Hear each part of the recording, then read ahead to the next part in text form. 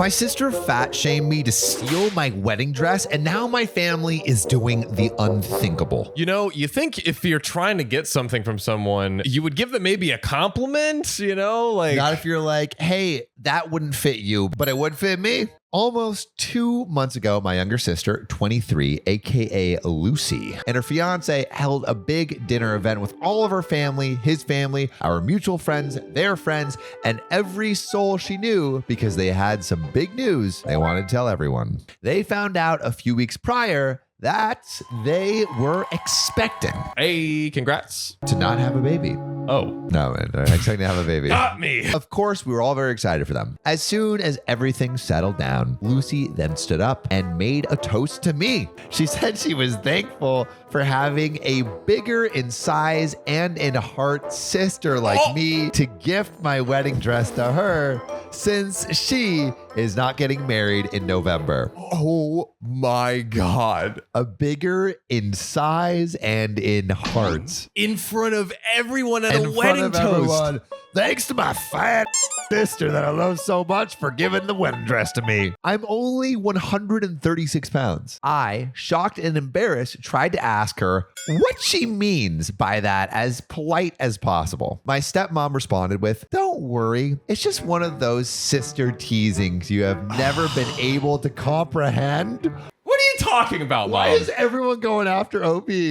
Not only are you fat, but you're also stupid. Yeah, God. Do Your little brain couldn't understand, but your big heart accepts it. It was all too much for me, and I was humiliated by everything and burst into tears in front of everyone and went to the bathroom while my stepmom said, "See," and mocked me and told me to grow up. You're fat, you're stupid, and you're a baby. Me grow up? Me?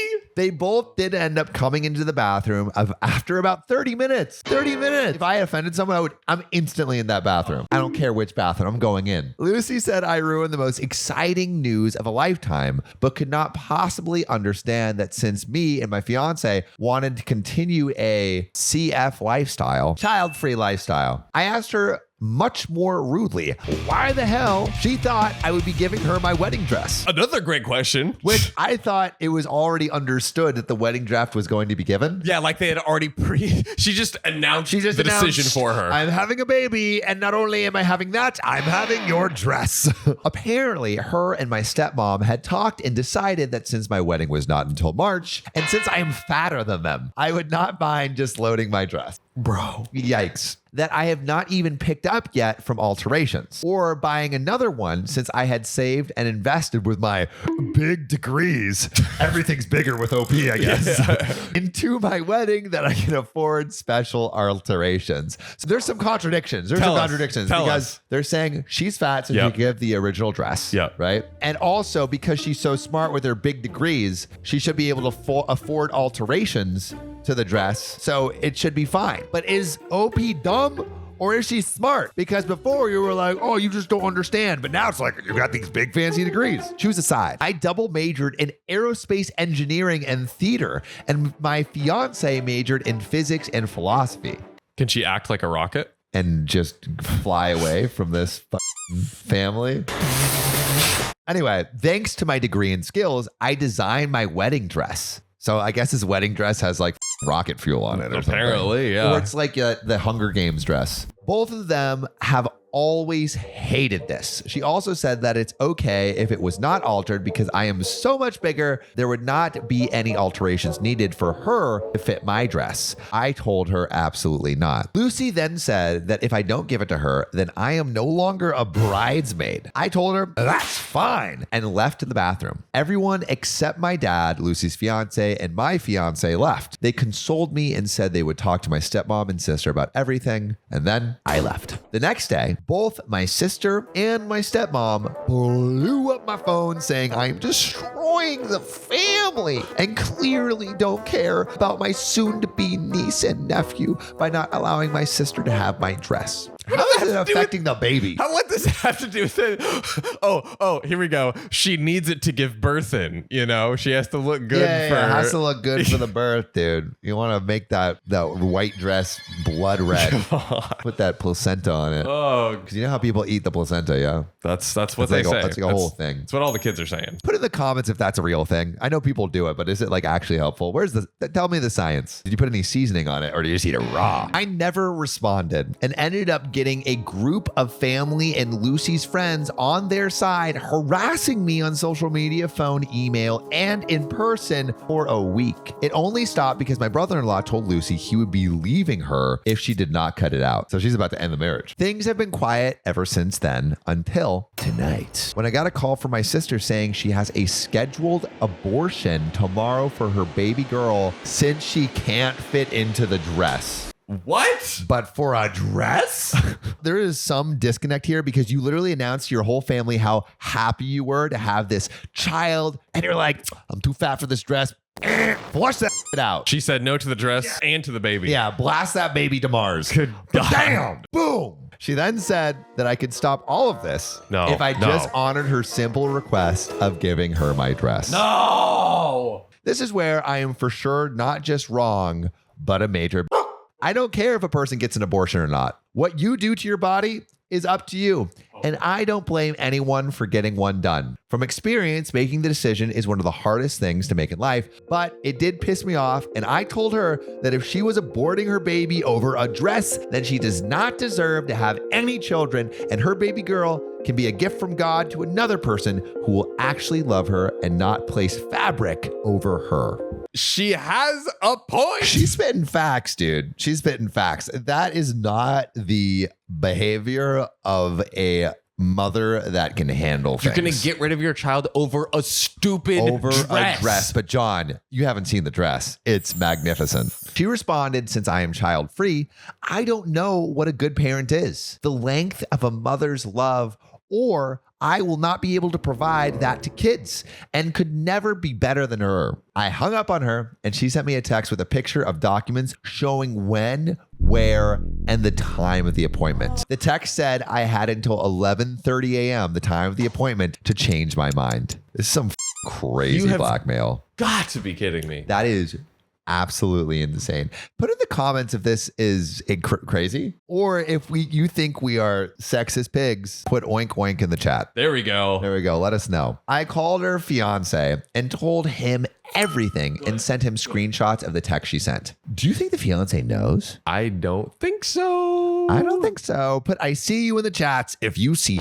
storm coming. He said he had no clue about the abortion or the gender of their baby and was going straight home to talk to her about it. They did get into a huge fight, and now my brother-in-law is staying in our guest room for a while and very understandingly looks very red and swollen in the face from crying. None of us can sleep now. While I question her moral choice to pick fabric over a baby, it's the same question I am asking myself. Feels extreme of me to be this protective over it and at the cost of a baby that is wanted already, loved by us, and can be given a great life with a great father. So am I the asshole? I honestly am thinking about just giving in and giving her the dress, but I just have to get some outside views and input on the situation. Any thoughts would be very helpful and appreciated. And there is a thick update. No, that's what I need. She has to give her the dress. Like, you think so? Absolutely. Like, without it, because like, yeah, it is her crazy antics, but they can like figure all that out later. You know what I mean? I think right now, if it's coming up in a few days, like,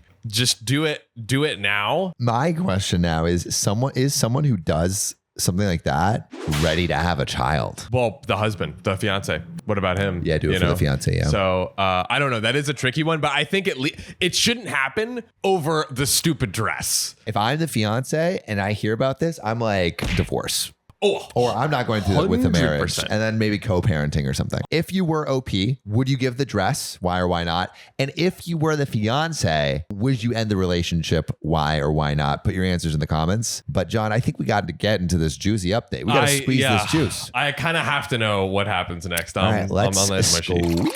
Before I get to the only update I plan to give, I wanted to answer some common questions. Yes, my stepmom and sister have always made fun of me for not being skinny on the same level they are my whole life. It did give me some personal issues that I have had to seek professional help to overcome. My father has been very involved in trying to stop the issues they have caused. He has called them out on their BS many times, but they always never listen, sulk about it, and move on until their next drama. My dad is religious and does not believe in divorce, although I wish he did because his wife makes him miserable from the drama, cheating scandals that she has partaken in over the years. Wow. My mother died when I was very young from throat cancer, and that is why I never mentioned her and why she was not there. It has nothing to do with bad blood or anything. Lucy is 23. I am 27. She is legit pregnant. Brother-in-law made sure the night they got into it. And yes, she legit had an appointment with the abortion clinic. Someone asked where my significant other was in all of this and how he felt about it. He was just as upset as I was and has never liked going to any event on my family side because of my stepmom and sister's drama. He felt the same as everyone else, times 10, about letting her abort it until brother-in-law came to crash here.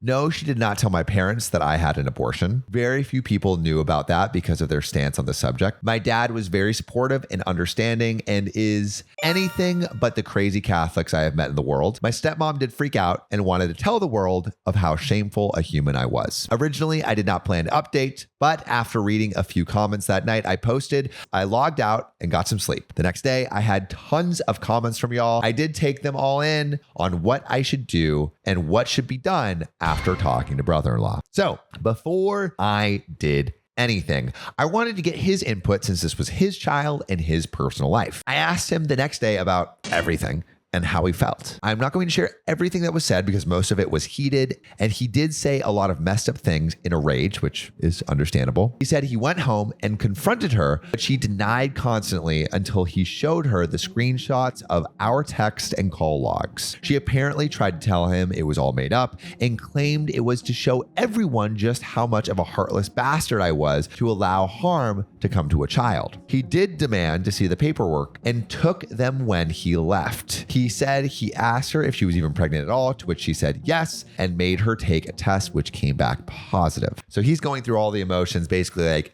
what is real? Yeah. He's like, his whole world's shaking. Like, what the fuck is real? That's a great point. He also asked her if the baby was a girl, and she told him she didn't know. She was not far enough to know just yet. From what brother-in-law said, he told her that it was over and that if she does go through with the abortion, he would send the text, call log, and a copy of the abortion clinic paperwork to everyone they knew and would be fighting for full custody of the baby once it arrives. Wow. Lucy has called my work and personal phone along with my fiance's phone every day now, trying to see if we will talk to him and convince him to come and take her back. And it's gotten worse in the last 24 hours.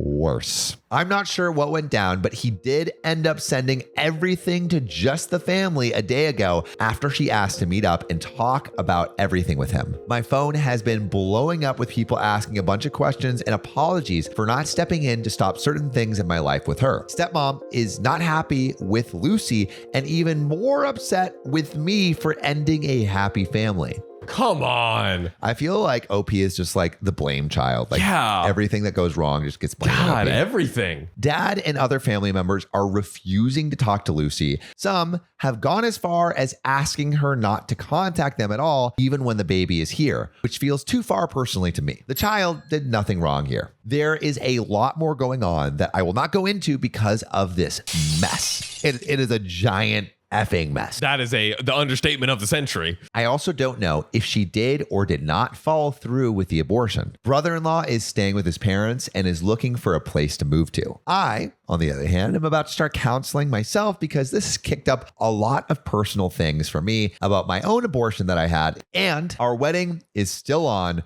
but we are now just thinking of eloping instead of having a wedding because of everything. She ruined her wedding too. I know. God. Thank you for those who commented with your advice and helped me process everything, as well as gave me ideas that could be used as a solution, especially muntjac drowning. Your message really hit hard for us and encouraged my significant other to talk to my brother-in-law about it and allowed him to get some of his own hurt out to think a little bit better. Now I want to know what muntjac drowning said. Yeah, dude, I feel really bad for OP because it's like now her own feelings about her own abortion are just being mixed up and brought up and probably a mix of emotions there. Yep. And then the wedding.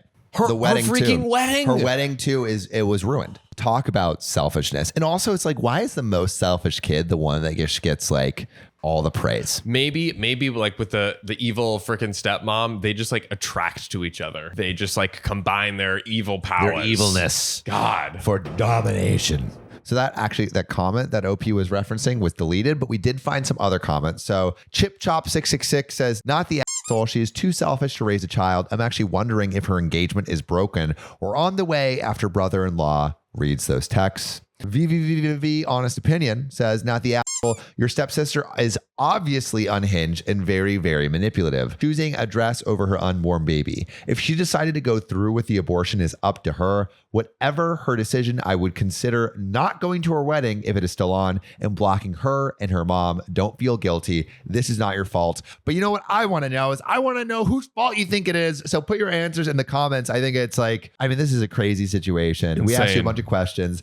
Throw your answers in the comments. We want to hear them. Let us know. With that, John, I think you got a story for me. Oh, yeah, I do. Let's get into it. Psycho mom wants to ruin the wedding, but I never expected she'd do this. Actually accomplish ruining the wedding. That's true. Maybe she's incompetent at just ruining everything. I'm back with another story about my crazy mother who I called Light Switch, but I think I want to give her a different nickname. I'm going to call her Beelzebub, as she is a literal demon in human form. I heard someone say that on TikTok and thought it sounded better, so I'm gonna go with that. Quick update on my life. I'm still in the process of fixing up my apartment how I like it. My kids are doing well, and I am officially divorced. I'm working on a lot and bringing in some decent income. I'm also going to the gym 3 times a week while doing home exercises, and on other days on keto. I'm hoping to at least drop 40 pounds so I can squeeze into some cuter clothes, and I've already lost a couple pounds, so that's a win for me. This happened when I was in my early 20s. My mother's cousin Mary was getting married. She wanted me, my mom, my sister, and a couple other female relatives to be in her wedding party. My mom hated the idea of being a bridesmaid. Whenever we would go do wedding planning stuff, she would complain the entire time. Why do you want her as your bridesmaid then? That is a great question. She hated the bridesmaids' dresses, the hair, the makeup ideas, and had a meltdown over the shoes. Maybe she's like feeling insecure because she's older than everyone else.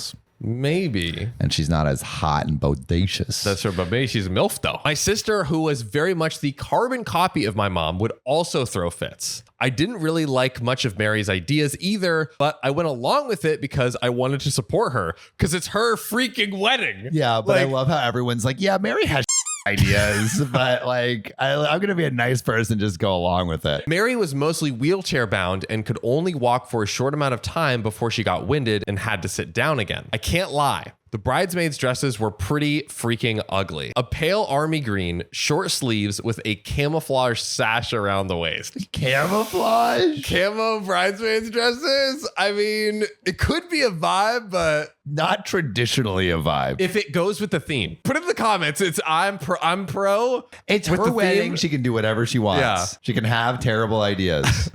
put it in the comments below. It's a camo bridesmaid dress a good idea. Settle it.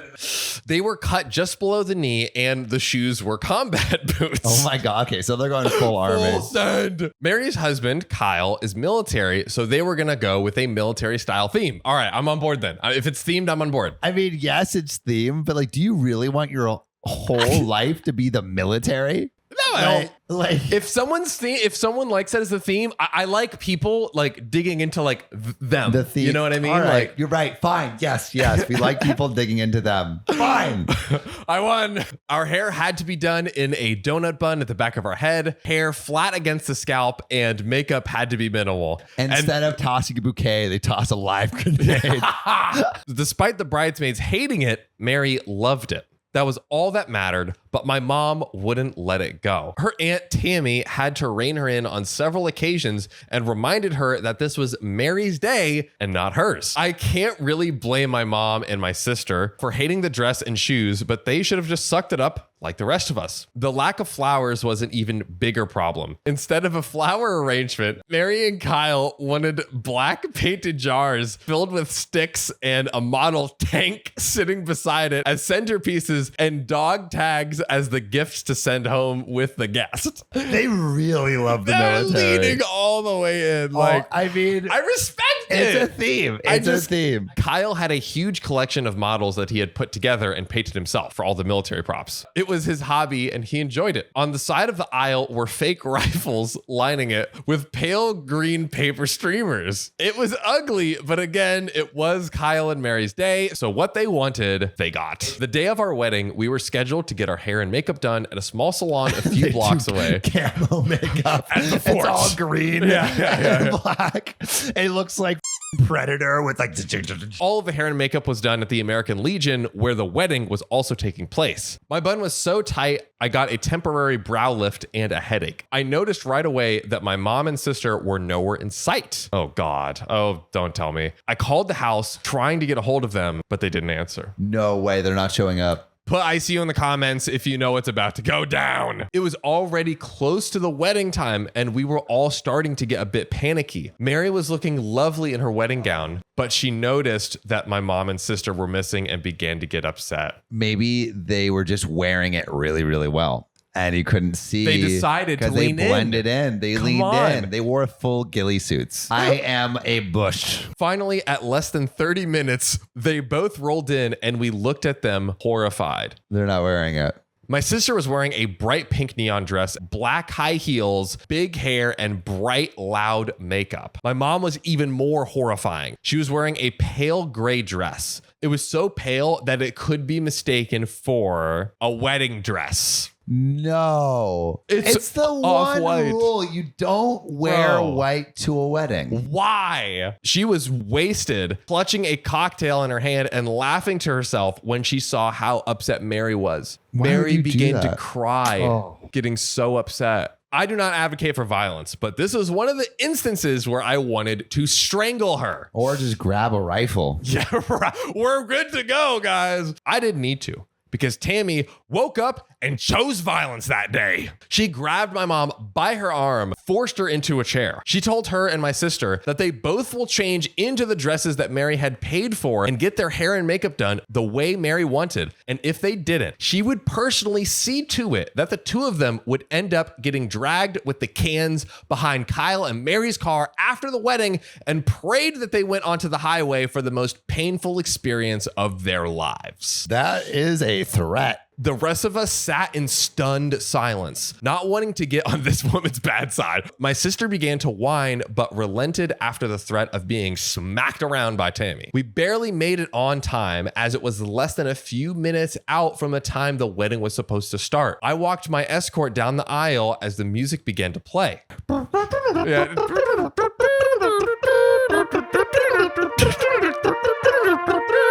Mom was petulant about the whole thing, that she was tugging on her escort's arm and acting belligerent. She was loudly commenting on the decor, calling it hideous and insulting people as she walked by them. If she sucks so much, why is she in the wedding party? That is a great question. It sounds like they didn't want to be bridesmaids. They also don't sound sane. Yeah. The poor groomsman has my respect for enduring her behavior for the few minutes that he was escorting her down the aisle. She stood behind me and my sister soon followed. Once all of us were lined up in our respected places, Kyle walked down the aisle dressed in his formal military uniform. He looked so happy. Aw.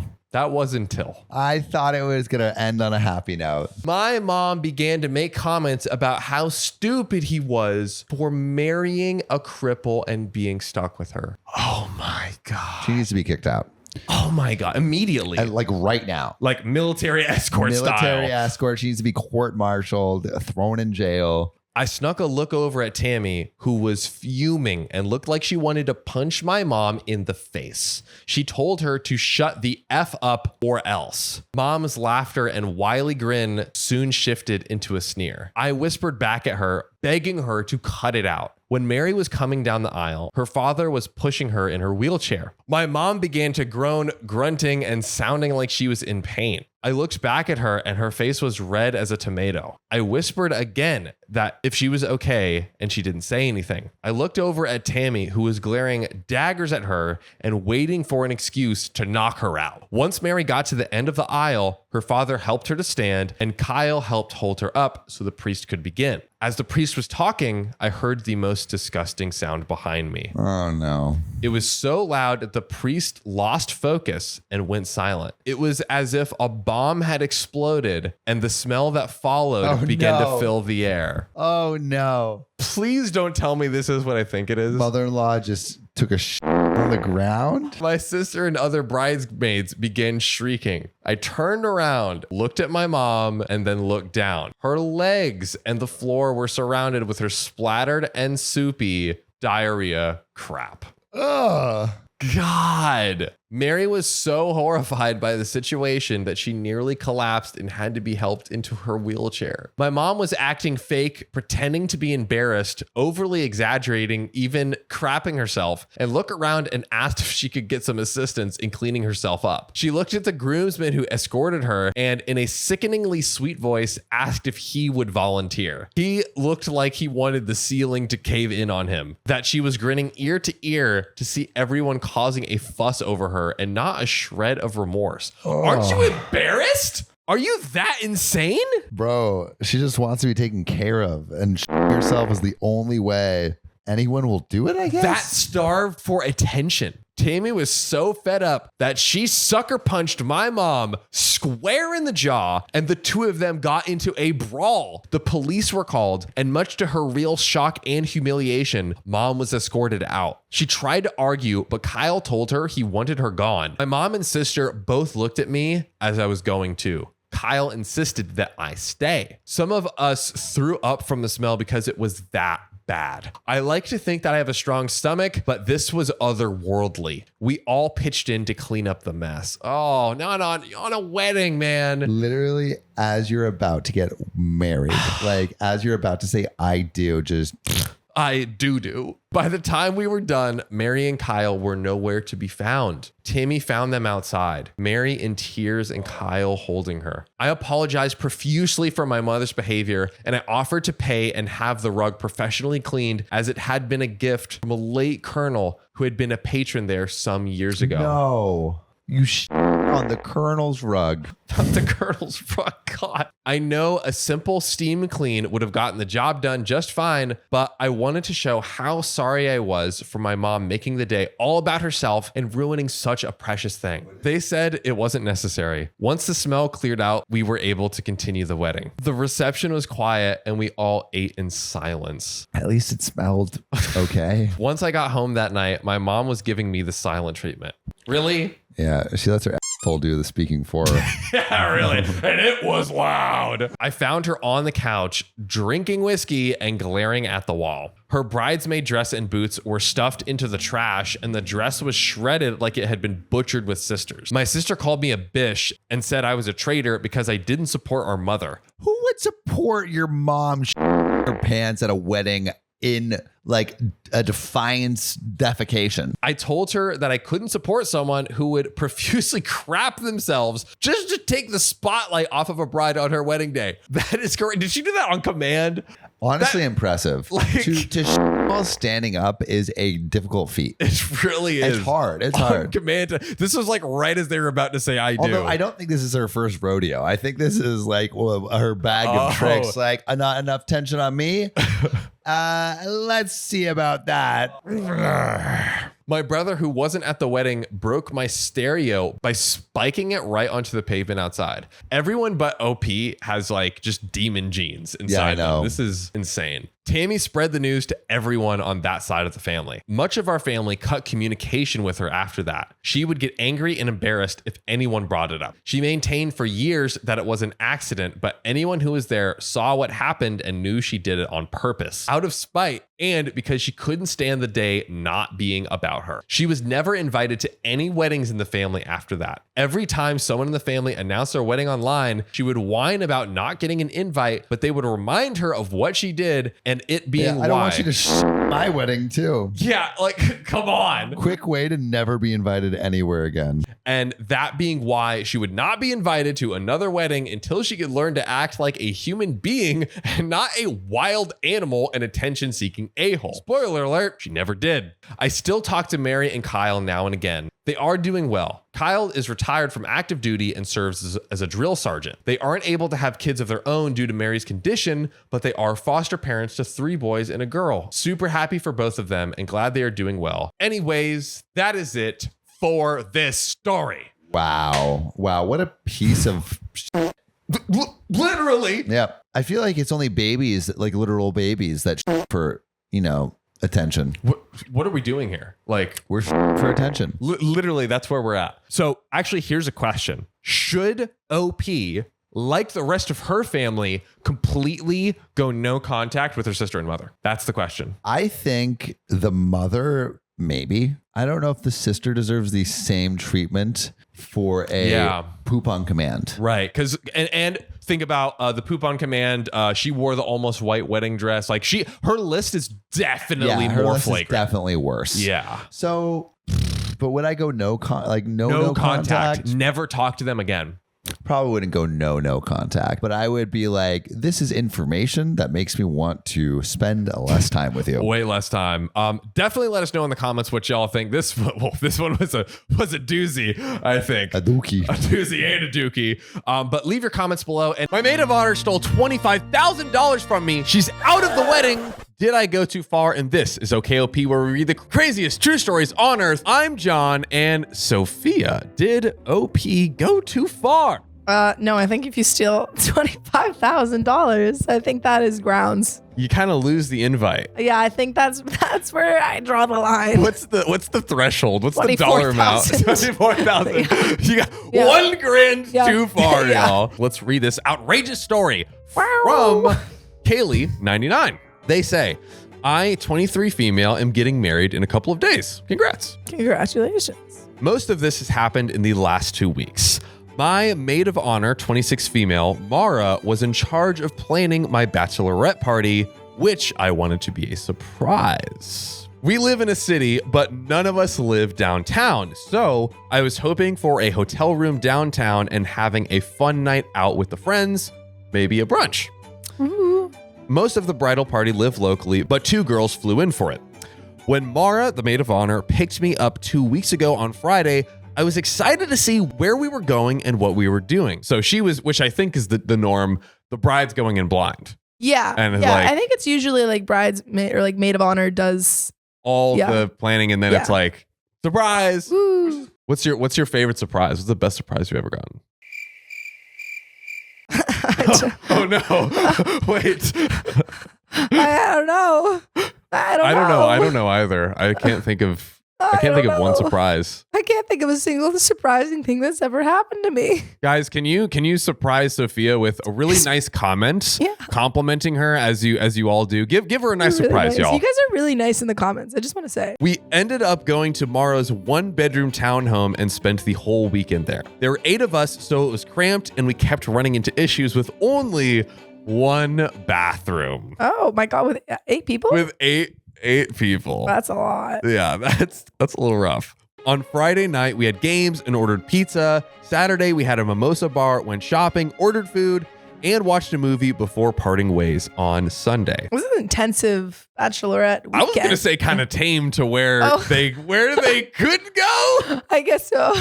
It wasn't the bachelorette party of my dreams or a particularly fun weekend. Oh my God. But it was okay. And I appreciated it. Dang. It was just okay. Oh, That sucks. sucks. Dang. Wow. Last weekend, my fiance, 32 male, James, had returned from a work trip. Now, I hadn't caught him up to speed on the party yet because there wasn't much to report.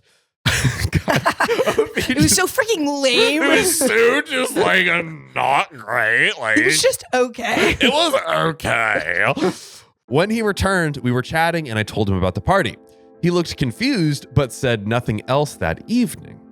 The next day, I got a message from Mara asking to meet up to talk about something. Mara revealed that James had given her a significant amount of money over a year ago. Oh, that's why he was quiet. Because he was like, Right. oh my God. Oh my God. If you put, I see you in the comments. I see you. My brain is just connecting all the dots. Oh my God. That was being connected to the top. Editors, make magic. With the intention that it was to be used to pay for a bachelorette party. Yowza. It would have been enough to pay for the entire bridal party to do a week-long vacation out of town, including airfare, hotel, food, drinks, and fun. 8 people, 8 two-way plane tickets, hotels, food, and What does this guy do? great question. Hey, you're looking for a third in your marriage here, pal? I wasn't expecting this type of event. A weekend downtown would have been wonderful. And even though the party at her home wasn't what I had hoped for, Yeah. tell us how you really feel. I was fine with it because I got to be with all of my friends. She instead used the money to pay off credit card debt and hoped that no one would notice. How would no one notice? That's insanity. That's crazy. I told her I needed some time to process and went home. Yeah. Oh, so she did confess, right, Riley? Mm-hmm. Okay. So she did Because confess. she got caught. Yeah. 'Cause Wow. The husband or the 'Cause fiance James, was like, hey, where did the money go? Yeah. I mean, at least we've seen some crazy stories where people just fervently Don't. deny it Well, yeah. with just the most crazy Olympic Yeah. of logic. So at least she did that. But like, come on. After talking with my fiance James about it, I decided that the best action would be to remove her from the wedding. And remember, this is the maid of honor. Yeah. Dude, this isn't just drama. like, yeah. They're not even going to make her, well, maybe they are going to make her pay back. Yeah. But that's like, that's such like that's such a light. Yeah. I mean, light. sue her. Yeah. She stole like over 18 grand from you. Yeah. Sue her. Yeah. Sue her. Come on. Actually, put in the comments below. Would you sue your best friend? Presumably best friend. Yes. This is maid of honor. For like over 18 grand. Yeah. Come on now. Come on. I came to this decision, removing her from the wedding, because I don't feel I can trust her and don't want her to be standing next to me at my wedding. I mean, yeah. I slept on it overnight and sent her a text saying this on Monday. Yeah. I mean, that's I feel immediate like for me. that's- Yeah. You can't steal. I don't need to sleep. I'm like, No. sorry. You stole my money. Yeah, come on. Since then, I have been getting texts from her mom and boyfriend telling me how awful I am for doing this since I didn't need a big party and Mara was able to financially benefit. Whoa. They were in on it. I bet she was like, hey, I got this money. I'm throwing a party. But should I keep it? And they were like, yeah. But also, how did fiance find out about this until after? Because I guess because of the surprise nature of it, the fiance was also, but I guess most fiancés maybe don't. I know you're making a good point because it's not just that like, oh, I could totally see you being like, oh, hey, fiance, what is she like? What are some cool, is there anything she want to see? But way more than that, he gave her the money for it. So you would think that you would think he'd be like, hey, what were the costs? Like, could I get an itemized bill? Yeah. Or like, it sounds like he kind of just, which Loki kind of stupid on the fiance's part. He's like, yeah, take the money. Here's all this money. Here's the money. You'll do something with it, I'm sure. Yeah. That's British. Yeah. We've decided now. British. He's British. Yeah. That's crazy. Yeah. That's insane. Wow. My own mom is also against removing her from the wedding. What? As she is like a sister to our family, and it would be tragic for me to get married without Mara there. Oh my God. Why is everyone, what is this? Oh, if someone steals your money, I feel like that's not okay. Are you kidding me, guys? I really hope there's an update where OP sues. Where OP's like, hey. Please, God, somebody have some crazy. sense. The rest of the bridal party is split. More people. You need better friends. Yeah. We need to honestly divorce all of your friends and your family. Get rid of them. Half of them are saying I shouldn't have kicked her out, and the other half are agreeing with me. Mara has called me crying because she already has her dress. James and I paid for all the dresses, and she can't wear it anywhere else. Too bad. She's crying because the dress you bought for her, she can't wear. And what about crying for being sorry for stealing over Money. 18 grand from your best friend? What? Someone who is allegedly like a sister to you. Allegedly. Allegedly. This is crazy. This woman is horrible. Oh. Mara, I don't like you. No, me either. At this point, I want the wedding to be over with so I could be on my honeymoon and not have to deal with these people.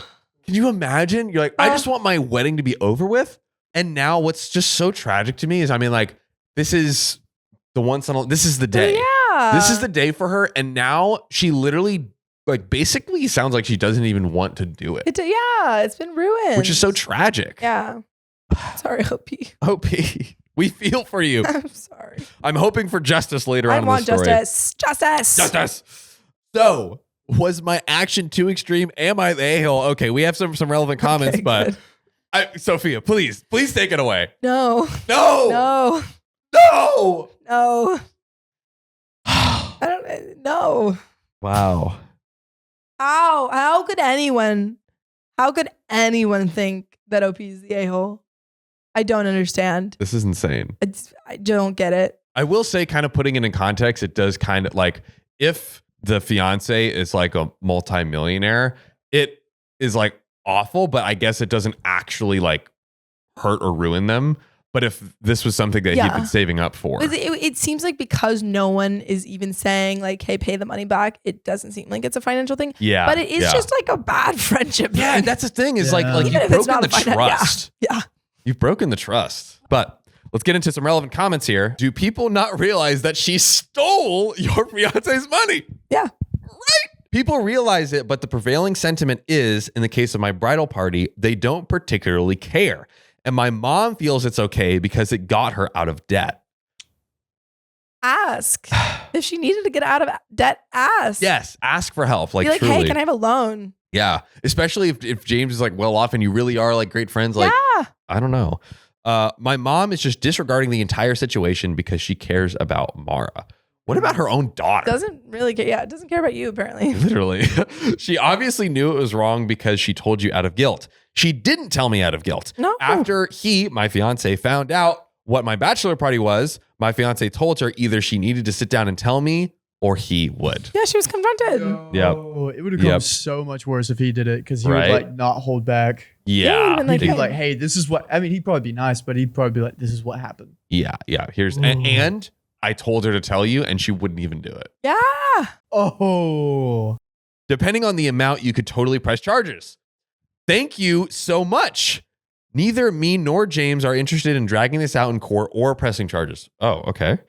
He wouldn't have given her more money for a bachelorette than he could afford, and this situation is not worth the amount of emotional turmoil that it would put everyone involved through. We've gotten enough backlash from removing her from the wedding. So again, I think this kind of leans towards fiance doing pretty good financially. On who paid for the bachelorette that did happen. I didn't pay for anything other than some drinks I had delivered because there wasn't anything to drink on Friday night. Get ready for this. But everything else was split 7 ways. What? So literally, What? Mara didn't even dish out a little bit of it? she dished out 1/7. 1/7. 1/7 of her Jesus. party at her house. That's crazy. Which it sounds like she didn't even have like anything prepared for. No. Like no drinks on the first She had some night. games. So she had board games that she already had. She already had those board games. That she probably paid for with her credit cards that she had to pay off. Yeah. I was like, this is a household investment. God. The ones that flew in paid for their own flights. And the bombshell, the exact amount stolen, $25,000. That's $25,000. Oh my God. Oh my God. That's insane.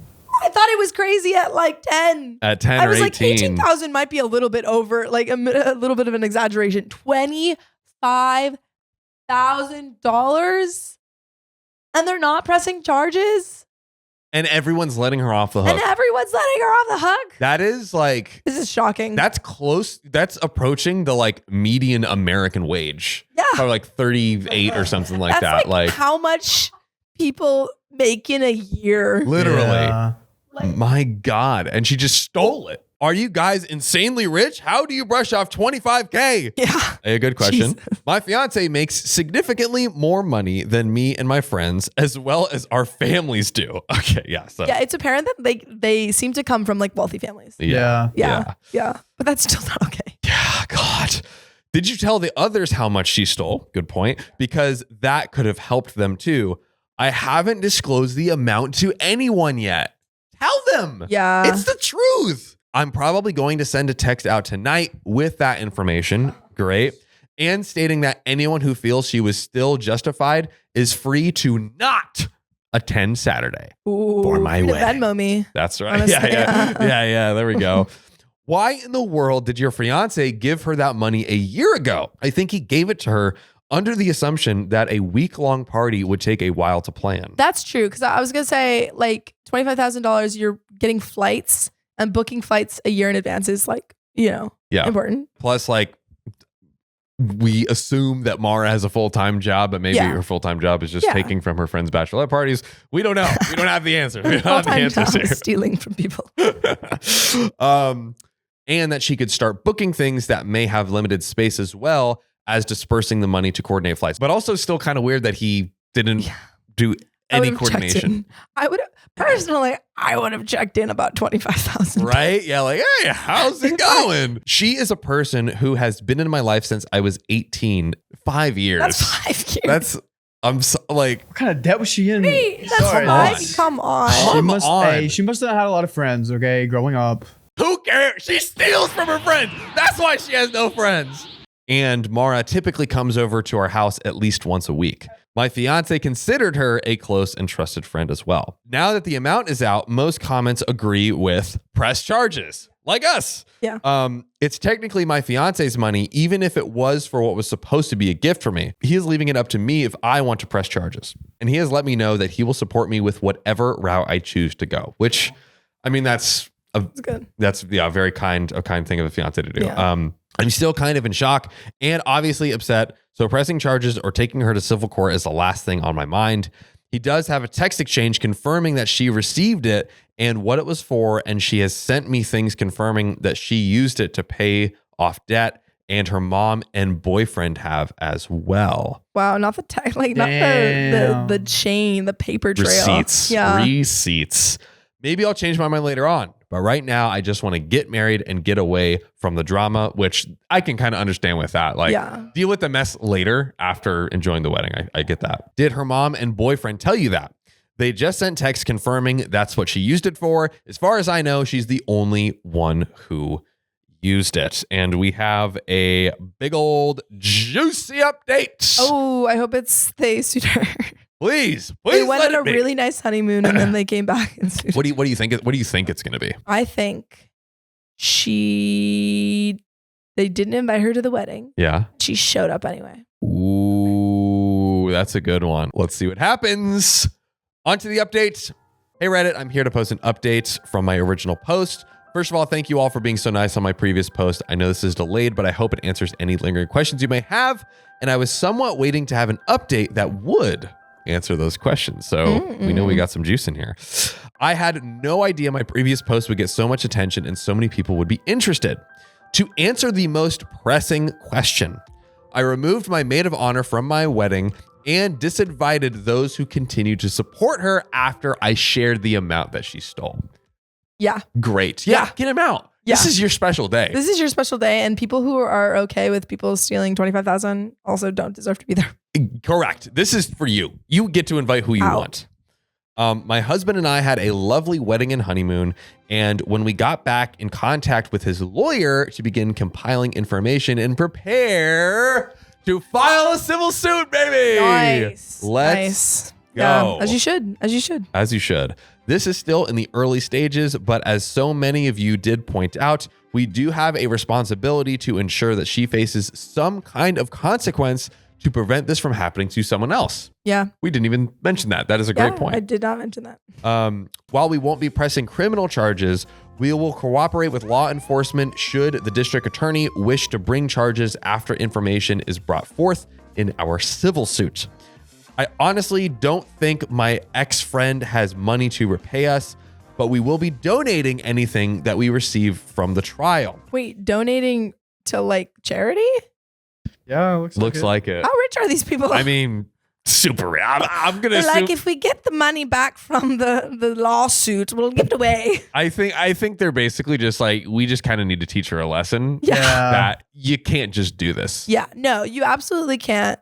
And also, like, remember when she called crying saying that she didn't have anywhere to wear her dress? It's like, That's crazy. how like inconsiderate Yeah. and like unempathetic are you? Oh my God. Like, not only did you steal this money, but probably for OP, most importantly, she kind of like almost ruined the wedding. Yeah. Classic OKOP. But speaking Yeah. of classic OKOP, Sophia. I got another story. Am I the a-hole for getting married on November the 11th after my sister said it was her date? I mean, yeah, if your friend's like, yo, I'm going to have the greatest wedding. It's going to be on November 11th. And then they're like, Yeah. You just gave me a great November idea. 11th, you say. You don't say. I like that day. Yeah. So, see, mycologist 9715 says, I, 33 female, am getting married soon. On January 1st of this year, I announced to my mother and sister, 37 female, the date of my wedding, 11/11. I wanted a fall wedding, the leaves to be changing, and to be cool outside. We chose November. With the holidays and whatnot, there were only 2 Saturdays in November that made sense. Fiancé chose the 11th because it's indicative of our dating anniversary. So it was decided 11/11. I announced the date to my family. My sis became upset. There's 3 reasons. Ooh, okay. 3 reasons. Number 1, her favorite band sings a song that's called 11/11, so she has it tattooed on her. Number 2, she was engaged to some guy like 15 years ago. They didn't get married, but they were supposed to get married on 11/11. I had completely forgotten. Number 3, it's a week before her wedding anniversary. She was upset because 11/11 is her thing. And it felt like a slap in the face that I would get married a week before she did years ago. My sis and I have a tumultuous relationship. The last fight we got into was at my birthday 2 years ago. We had discussed having a family dinner. I ended up inviting some friends. Fiance wanted it to be special, and about 10 to 11 people ended up being there. Sister was pissed because if she had known there were going to be other people there, she wouldn't have come because she didn't feel well. I told her she was never obligated to come, and I didn't think I needed to make her aware of the guest list. Anyway, we ended up not talking for a while, but because my sister is stubborn, she has never apologized, doesn't take blame, I eventually just let it go to appease my mother. So when I found out she was pissed about the date I chose for my wedding, I wasn't having it. I worked really hard the last several years to establish boundaries with family and friends and to not be steamrolled. I was hurt my sister made my wedding about her. She told me that I took her thing, and as a result, she wasn't going to be in the country for my wedding. She booked a trip. Out of the It's country. now been 10 months. That's crazy. It's been 10 months since they've interacted. I thought she left the country 10 months ago. It was No, still wait. like, you know what? You want to get married on 11? I'm leaving the country. I am moving. No.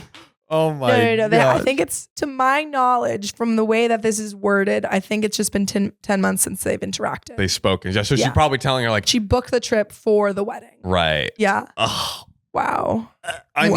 mean, how narcissistic and Yeah. just like, Even though it's tattooed on her, like that's kind of a good thing. Like, oh, it's my sister's wedding and the band, and she can just pick whatever she wants imagine it to the speech. I've always known that this man was right for my sister. How cool would it, like That'd be literally great. That'd be such a cool speech. standing ovation. Yeah. Yeah. You suck, sister. Yeah. Sister, let me tell you Let me something. tell you something. Her and I have had limited interaction. My mom says to start the conversation with my sister and to let things go because we all know how your sister can be. Oh yeah. Oh, we all know how your sister is an asshole. So let's appease her and Let's appease you know. her. We all know your sister sucks. How about me, Mom? It's a wedding. Mom said I should have asked my sis first if it was okay to choose that day, and I could have approached the subject delicately. But she forgot. Are you kidding me? Like, rightly so. She forgot that the day had any importance. 15 years ago. How was she supposed to know? How is she supposed to know? That's crazy. Come That's on. crazy. This was mind-blowing to me because my mother and I have to walk on eggshells with my sister. Over the year, they've discussed how I could have done things differently, or why it couldn't have been this day or that day. My wedding is 2 weeks away, and my sis and I haven't talked. I didn't send her an invite because she has not apologized and already said she wouldn't be going. I see no reason to have to initiate the convo like always, strengthening the pattern of letting her get her way. It has been heartbreaking to not have my sis there for my activities, and it hurts to know that her pride got in the way of spending time with me. But for once in my life, I want to stand strong and say I deserve better. Yeah. OP. Yes. Yes. Yes. I You am deserve better. so happy to Yes, hear that. I agree. Put This that is hammer good. down. Yeah. John, is OP the a-hole? My God. A resounding absolutely not. Yeah. And all the commenters agree. That was the verdict. I mean, Surprising. Shockingly. whoa. Oh my God. Like, it's just so insane, these people that just like make it all about them. But honestly, low key, almost crazier is the other people around them who let it happen. who let it happen. Yeah. And like, this is so you're truly picking one daughter of the other. This is one of your daughter's weddings. Yeah. And the other daughter is being a freaking idiot and is using the dumbest reasons ever. Like, I think she's just like, I just don't want you to be happy. Yeah. Basically. It seems like she's just mean. There are some relevant comments. Okay. Careful now says, not the a-hole, but what is your mom going to do? She clearly favors Stompy sister. Stompy sister. Stompy sister. I want you to not live in living. Is she going to ruin your wedding too? She's already doing a good job in the run up to it. Who are all the people giving you poop? I would be having thoughts about how involved I would want them in my life going forward. Me too. Sorry your wedding is being marred like this. OP says, my mother and I have a sordid relationship. She's not great about respecting my boundaries, but when I spoke to her last week, she did the I'm sorry, I'm a terrible mother bit. Hate that. Yikes. And then there's also an update. Oh. This is November 20th. The day before my wedding, Friday the 10th, my mother came over to my house to help me put some last minute things together. She texted my sister when she arrived saying, just got to your sister's. Talk to you later. My sister responded with, have fun, LOL, and followed it up with another text saying, dumb wedding. Yikes. Yikes. Are you kidding? I can't. Oh my God. What kind of text chain is this? Come on. Coincidentally, my mother was showing me something on her phone when my sister texted that. Sister tried to immediately delete, which is something I guess iPhones can do to each other. I give my mom back her phone. And at this point, I'm so angry, I cannot sit. I'm pacing around the house since the dumb wedding message had disappeared. My mother almost didn't believe it happened. She texted my sister and asked if she did that. Sister admitted it. Mother asked why she would say something like that and that I saw it. My sister's response was, welp. That's literally it. Welp. Well, Then wanted to know how I saw it. My anger had turned into sadness and I started crying. I told my mother that it was BS to be treated this way by my sister, who is close to 40. That is too old to be acting like this. these stupid games. My mother told my sister I was very upset and said to stop acting silly. That's not silly. That's not silly. Not silly.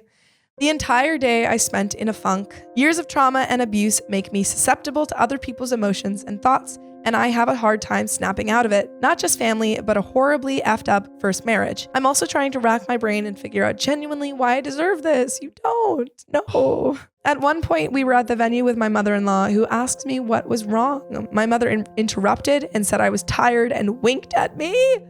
Winked? Stop. Winked? That's Stop. not like we have a little inside joke. Oh, you're being so silly there, daughter. Like, She's just tired.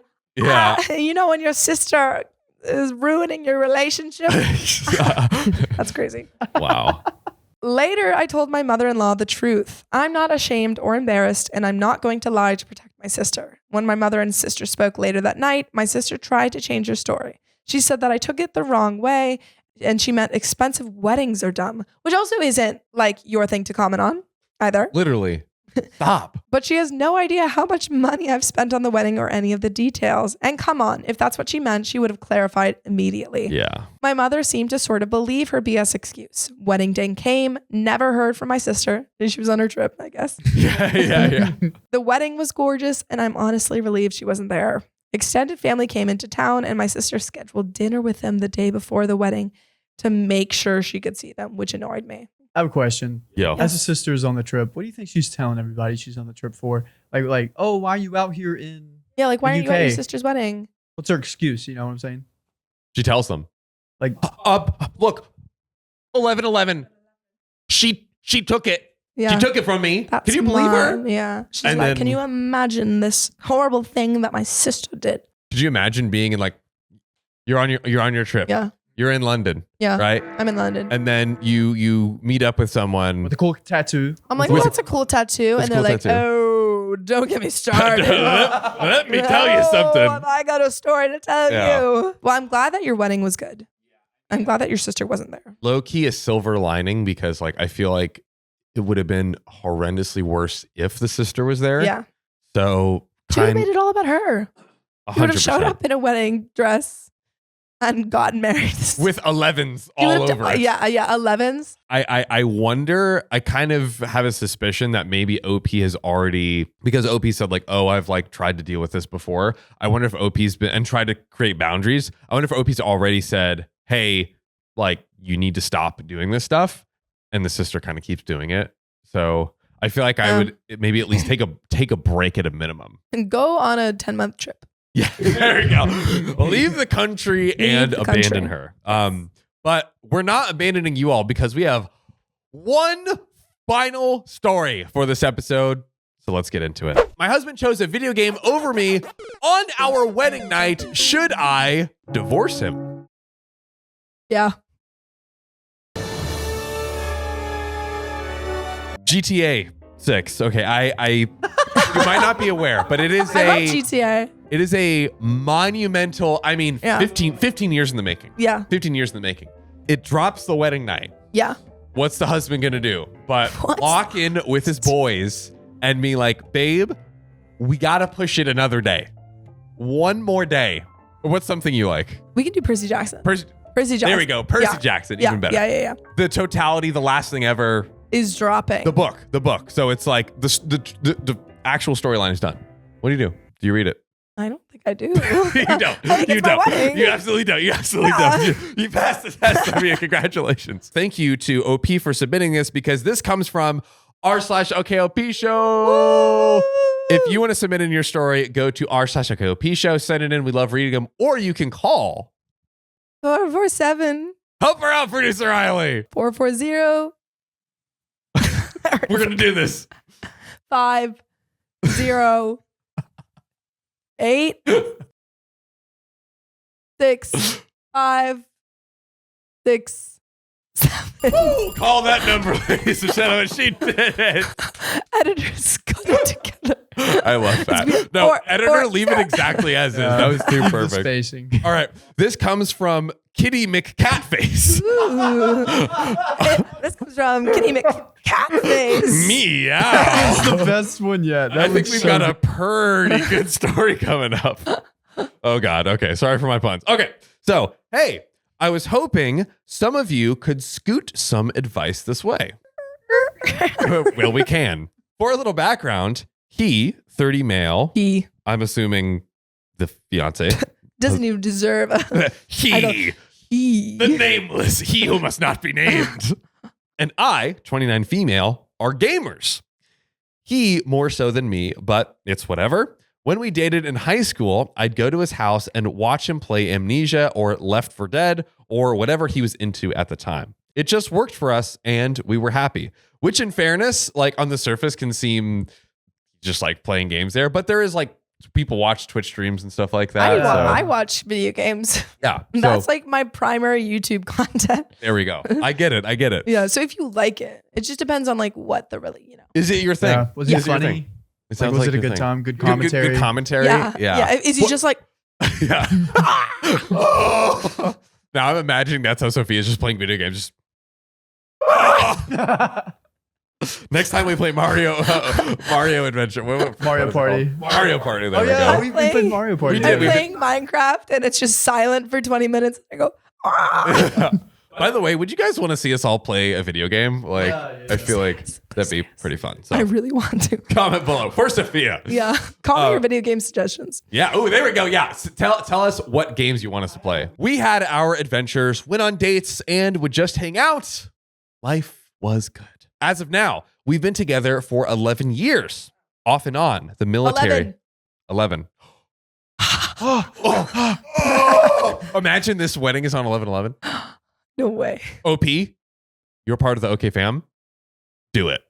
Do it for the lore. I think they already got married. Redo your wedding and do it on this next November, okay? Divorced. You have 11 months. You have 11 months to plan. As of now, we've been together for 11 years.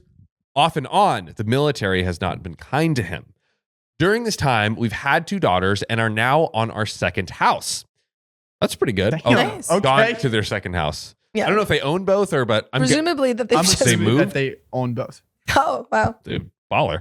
I have had a good career. We homeschool. Things are generally awesome. We have a great relationship, open communication. You get the idea. Nice. Dates are far less frequent. We don't trust babysitters, but it's all good. Part of it, you know? I just realized that this is about them getting married. So they haven't had their wedding. Nope, we're not married yet. I forgot. We get there. We've transported back. Yeah. They will be getting married. So they won't be able to do 11/11, but it hasn't happened yet. We're going to make them do 11/11.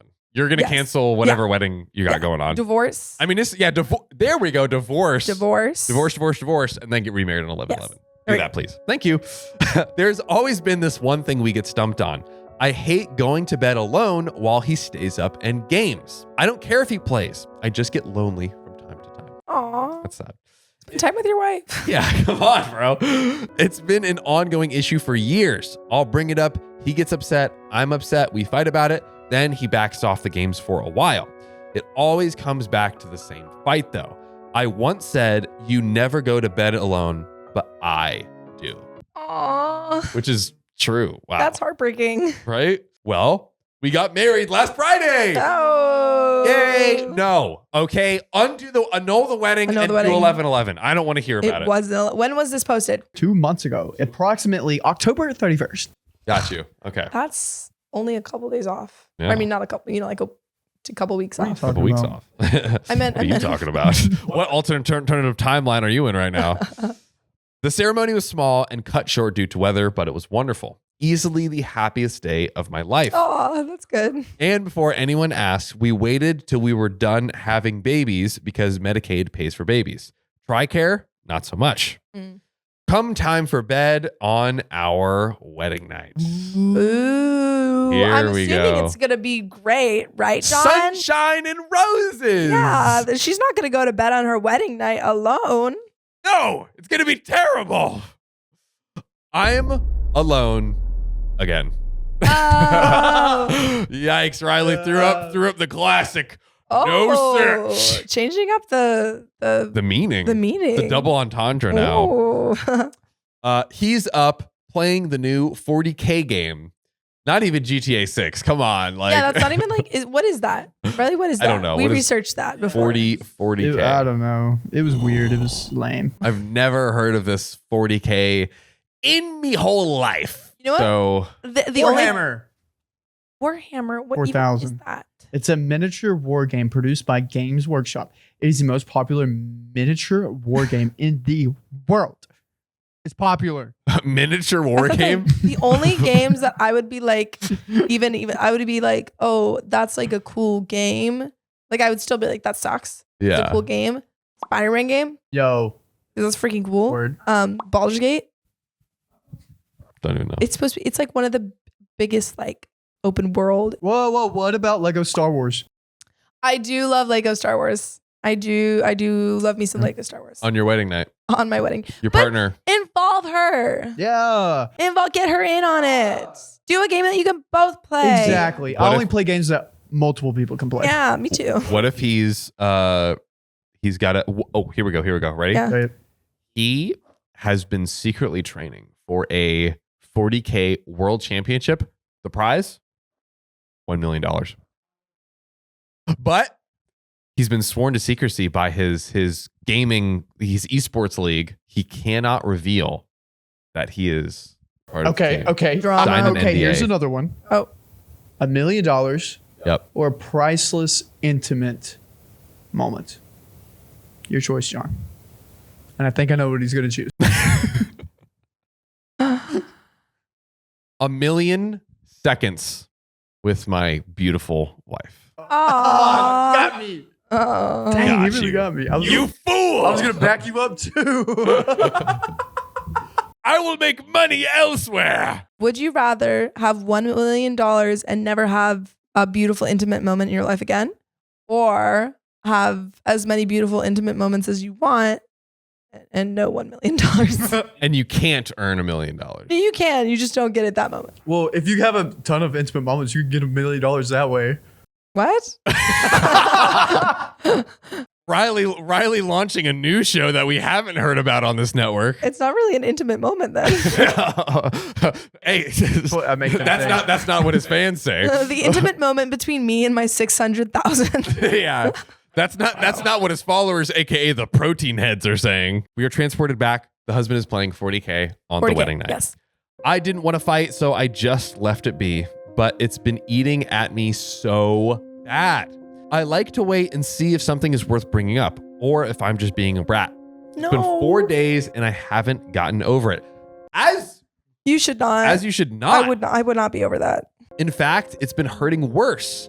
Of all the nights he left me alone, our wedding night had to be one of them.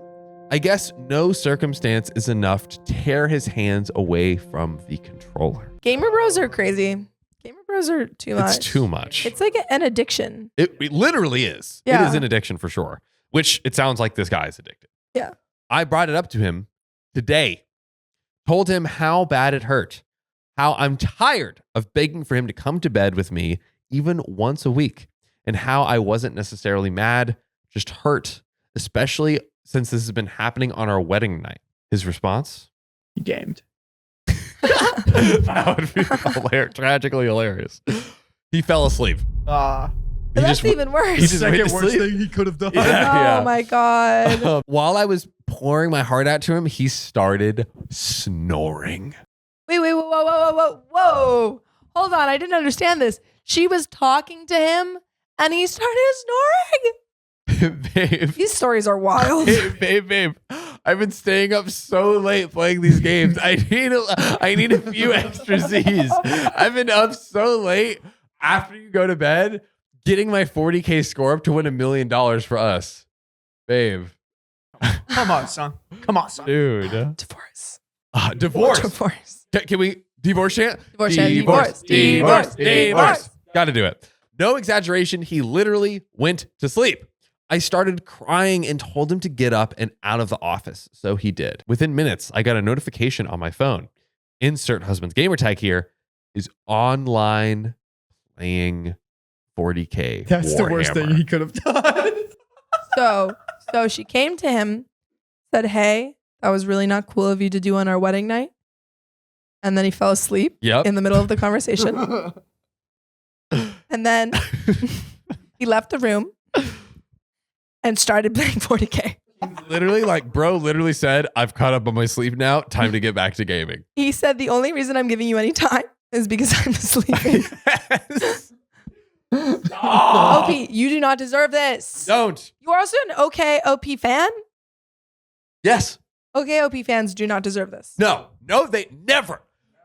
You deserve the best in the freaking world. Okay. Also, Kitten McCatface, also the best tag we've had. Username Best we've tag. had. Come Best tag. Yours cool. Perfect. This guy's lame. Guy's lame. Marry all of us. Marry all of us. We will be your husband. Okay. Me too. Yeah. You're all just in on this. Okay. I call first shift. Oh God. Oh dear. No. Like taking care of the kids and stuff. Not like, no, I just. Riley, put the I sign just- for yourself. I Riley, put the just sign had- for yourself. Listen. Riley, put the sign for I yourself. was thinking of the kids. I don't want that. I just wanted the kids to have a nice fatherly Riley was figure. meaning it in a nice way. Nice fatherly figure. Sure. I'll cook you dinner. Riley will babysit for you, and John will play video games with you. With There we you. go. Yes. With you. Yes. Yep, you can be intimate with Sam. We'll pimp him out. No. There we go. Yeah. Now we're talking.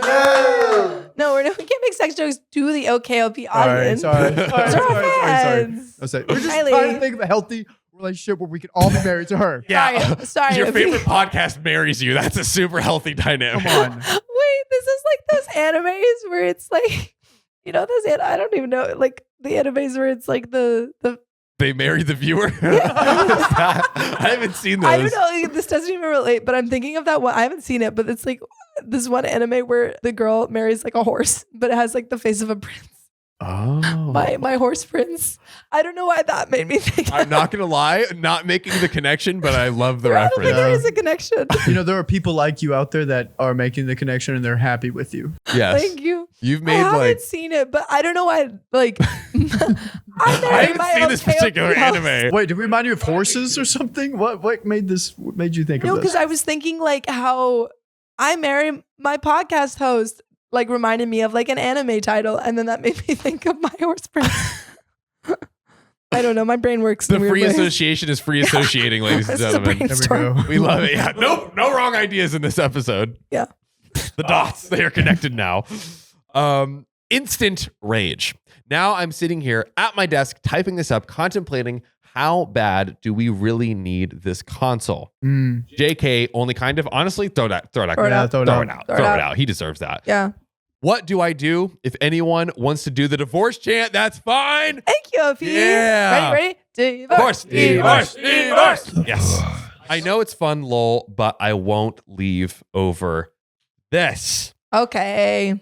I mean, it's your choice. It's your choice. It's your choice. And you seem like you are a capable person. Yep. And I trust 11 you. years. 11 into the years is a lot. relationship. You have kids. Yep. So like totally valid, but also you deserve better. And I hope your partner treats you well. I think you need to go to the husband, like, you need to do something about this. Yeah. Because Yeah. this Like is, something needs to change. this I is can't keep having egregious. this fight. Yeah. And like, yeah, fix it. It's egregious. Fix Yeah, it. Fix it. Fix it. That's it.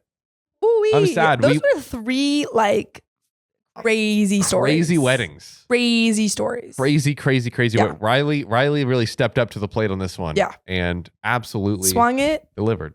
I found these this morning. I didn't like the one that was lined up because Sophia was like, this doesn't make sense. And I'm like, You crushed it, dude. so thanks, Sophia. She was a catalyst to this. Last minute crushing Yeah, it. this was all me, guys. Yeah. Riley gets no credit. Nope. There we go. No That's- credit this for one. Riley. That's how I like it.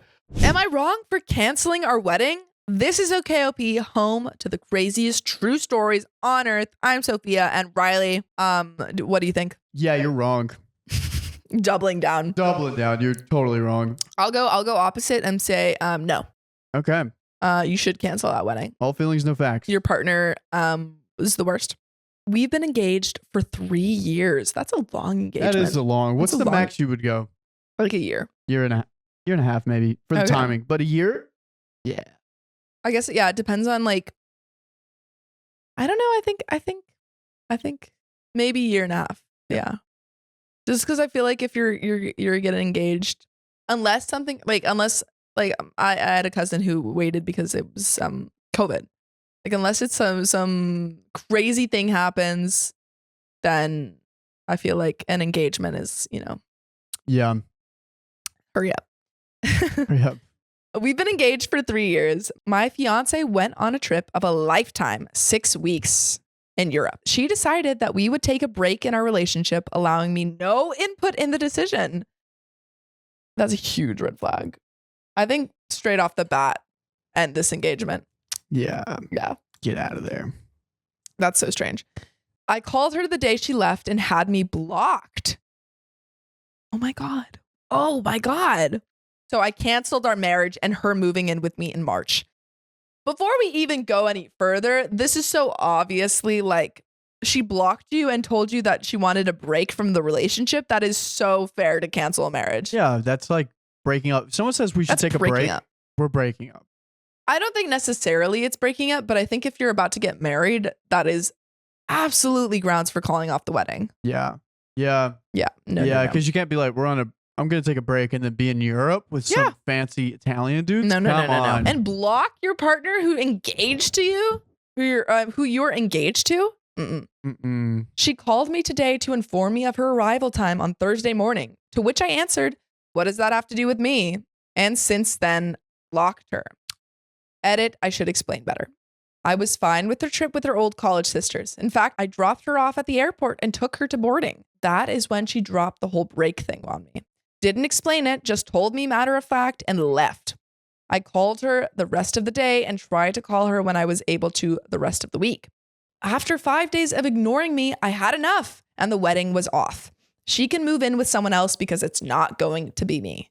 And there is an update. We have a group chat among people close to us. Today, I informed them all that our marriage is canceled and our relationship is over. Oh. Wow. Did that about 10 a.m. The chat quite literally exploded, starting with questions about what happened, which I answered honestly.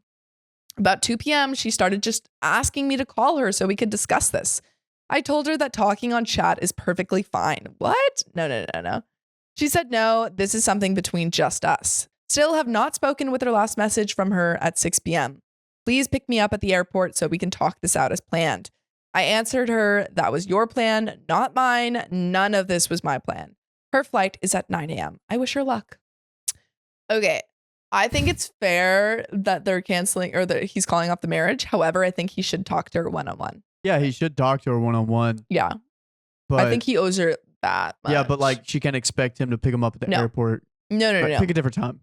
I think I don't think that she should expect anything from him like relationship wise, but I think they do have to have a conversation about it. It feels like she just needs a ride from the airport. She's like, she's like, please pick me up. As we planned. You Yeah. have to be here. You have Then to be we can here. talk. And then we're on a break. But he might not feel comfortable talking to her one-on-one. I just think they need to have a face-to-face chat because to like tell a whole group chat before actually having a conversation with your fiance, a little weird. Little weird. Yeah. But there are some relevant comments. OP on whether the ex said anything. Yes, she said for the duration of the trip, we are taking a break from our relationship. I got angry and asked her, what the hell does that mean? She said we would talk about it when she got back. No. She waited till she was boarding to tell me about the break part. I was okay with the trip until then. She was going with 5 girls from college. And then Muffin Fairy says, that is absolutely wild that she did that. Has she done stuff like this before? OP says, no, this was a first. Wow. I felt very ambushed, her telling me about the break as she was about to board for her flight out. Dim Grund 71 says, not wrong, but please follow up. Unless she's still blocked, what is her reaction? I guess if it were me and my partner wanted to take a 6-week break like that, I would dump them too. And if I was asked why, I would say that they had blocked me from their life for 6 weeks. And I decided that I was okay with that and much more. But what about your family and friends? Is anyone trying to defend her? OP says, yes. It seems she has called a few friends in our circle of friends. They started blowing up my phone last night, asking what is going on. And then someone else asks, does OP's family know? Told my parents immediately. They were shocked. Our friends, I waited, I shouldn't have, but I was embarrassed and depressed. Spent most of the last few weeks feeling sorry for myself and pain shopping. I sent out a message to our group chat informing them that our wedding and relationship are off, and my phone has been blowing up ever since. Yikes. Why are it seems like the friends are really on the fiance side, which is weird because she literally just like left for 6 weeks. I feel like they're not getting all the information. Yeah, we Or need they a got sit the down upper side. conversation around a round table. Yeah, and Discuss. give the dish. That would be. I feel like you can only do that a few times Sit around a round table. and like just dish issues like this around. Yeah. You get 3 round table discussions in your life. In your life, you have to choose them very carefully. Choose them wisely. Mm. I am Fear the Fuzzy says, you're not wrong, but you were not engaged. It doesn't take 3 years. Did you have a date set? OP says August 10th, we've been saving to buy a house. Were they not engaged? I'm confused. Oh, so they've been engaged for 3 years. They're like, it doesn't take 3 years to get married. What was your date? Yeah. And then he said August 10th. Interesting. OP on the X and her social media presence those 6 weeks. I was blocked everywhere I could think of. That is very strange. That's so strange. That is not okay. That's really weird. And this is from a woman who posts pics of her breakfast. So she posted no pics of a huge 6-week vacation. It's a straight up cover up. On getting the ring back, it was my grandmother's, so I want it back. And I have a plan going to make it a term of her getting a face-to-face talk like she wants. And yes, it's going to be in a public place like a coffee shop. Ooh, yep. As yeah, it should be. Good as idea. it should. She definitely deserves, like, yeah, you definitely need a face-to-face talk. But oh my God, she blocked you for 6 weeks? That's insane. That's crazy. Of someone that sounds like they post regularly. Yeah. What were you doing? She was not doing anything good. No, that's what I'm worried about. I'm like, was she like, did she want this break so she could cheat on you? That's what it sounds like. Yeah. And there is an update. First off, I got my ring back and it's safe with my mom. That's good. Secondly, I would like to thank everyone for keeping me grounded while I was doubting myself. I'm not sure who said it, but someone said that I shouldn't bother with what she did on her trip and focus on her breaking up with me at the airport, which I did. And it was not what she was prepared to argue about. So now she knows how it feels to be blindsided also. Seems her college sisters told her I would be insecure and fight about something I couldn't hope to prove. So when I didn't, she didn't know what to do. At one point, she excused herself to go to the restroom and didn't come back for 20 minutes. Seems the brain trust was at a loss too. Oh, so do you have any vacation ideas? The brain trust? I don't know what that means. I think maybe like she needed to go collect her thoughts because she didn't have any excuses for what he brought up. Because I feel like she probably expected for him to be like, you cheated on me while you were away. And she had all these things like, no, I didn't. Like, I can't believe you would think that. You have no trust in me. And then he was like, no, you blocked me and, told me that we were on a break right before leaving. Yeah. Dude, anytime I have any more relationship advice, I'm going to Reddit. Yeah. This is phenomenal because he probably Yeah. read all these comments and was like, well, if she says this, say that. If you did it. Every Yeah. scenario whatsoever is They here. they had all of the backups and backups. Wow. Relevant comments though. McRonan77 said, did she attempt to explain or justify her springing a breakup on you as she boards the plan or blocking you on everything? OP said she even tried to change the subject to what happened on the trip instead of what happened between us at the airport. That is what she prepared for. It's like when you're on a test and you get like an essay question that you weren't really prepared for. And so you try to like gear it towards something that you have. I know exactly what you mean. Yeah. Yeah, that's what she's you done. changed the question. Yeah, you changed the question. How are you slightly. doing today? So the weather has been Yeah. at a significant decline. As you can see by the oh wait no John 23456 says how far did you let her get? I admit I'm a little interested in the story they came up with. OP says I told her what she did after she broke up with me wasn't any of my business, so I could care less. So true. Snaps. Have her parents reached out? Spoke with her parents last night. Woke me up. They must have forgotten about the time difference between coasts. They offered to pay for couples therapy to help us work through this rough patch, as her mother called it.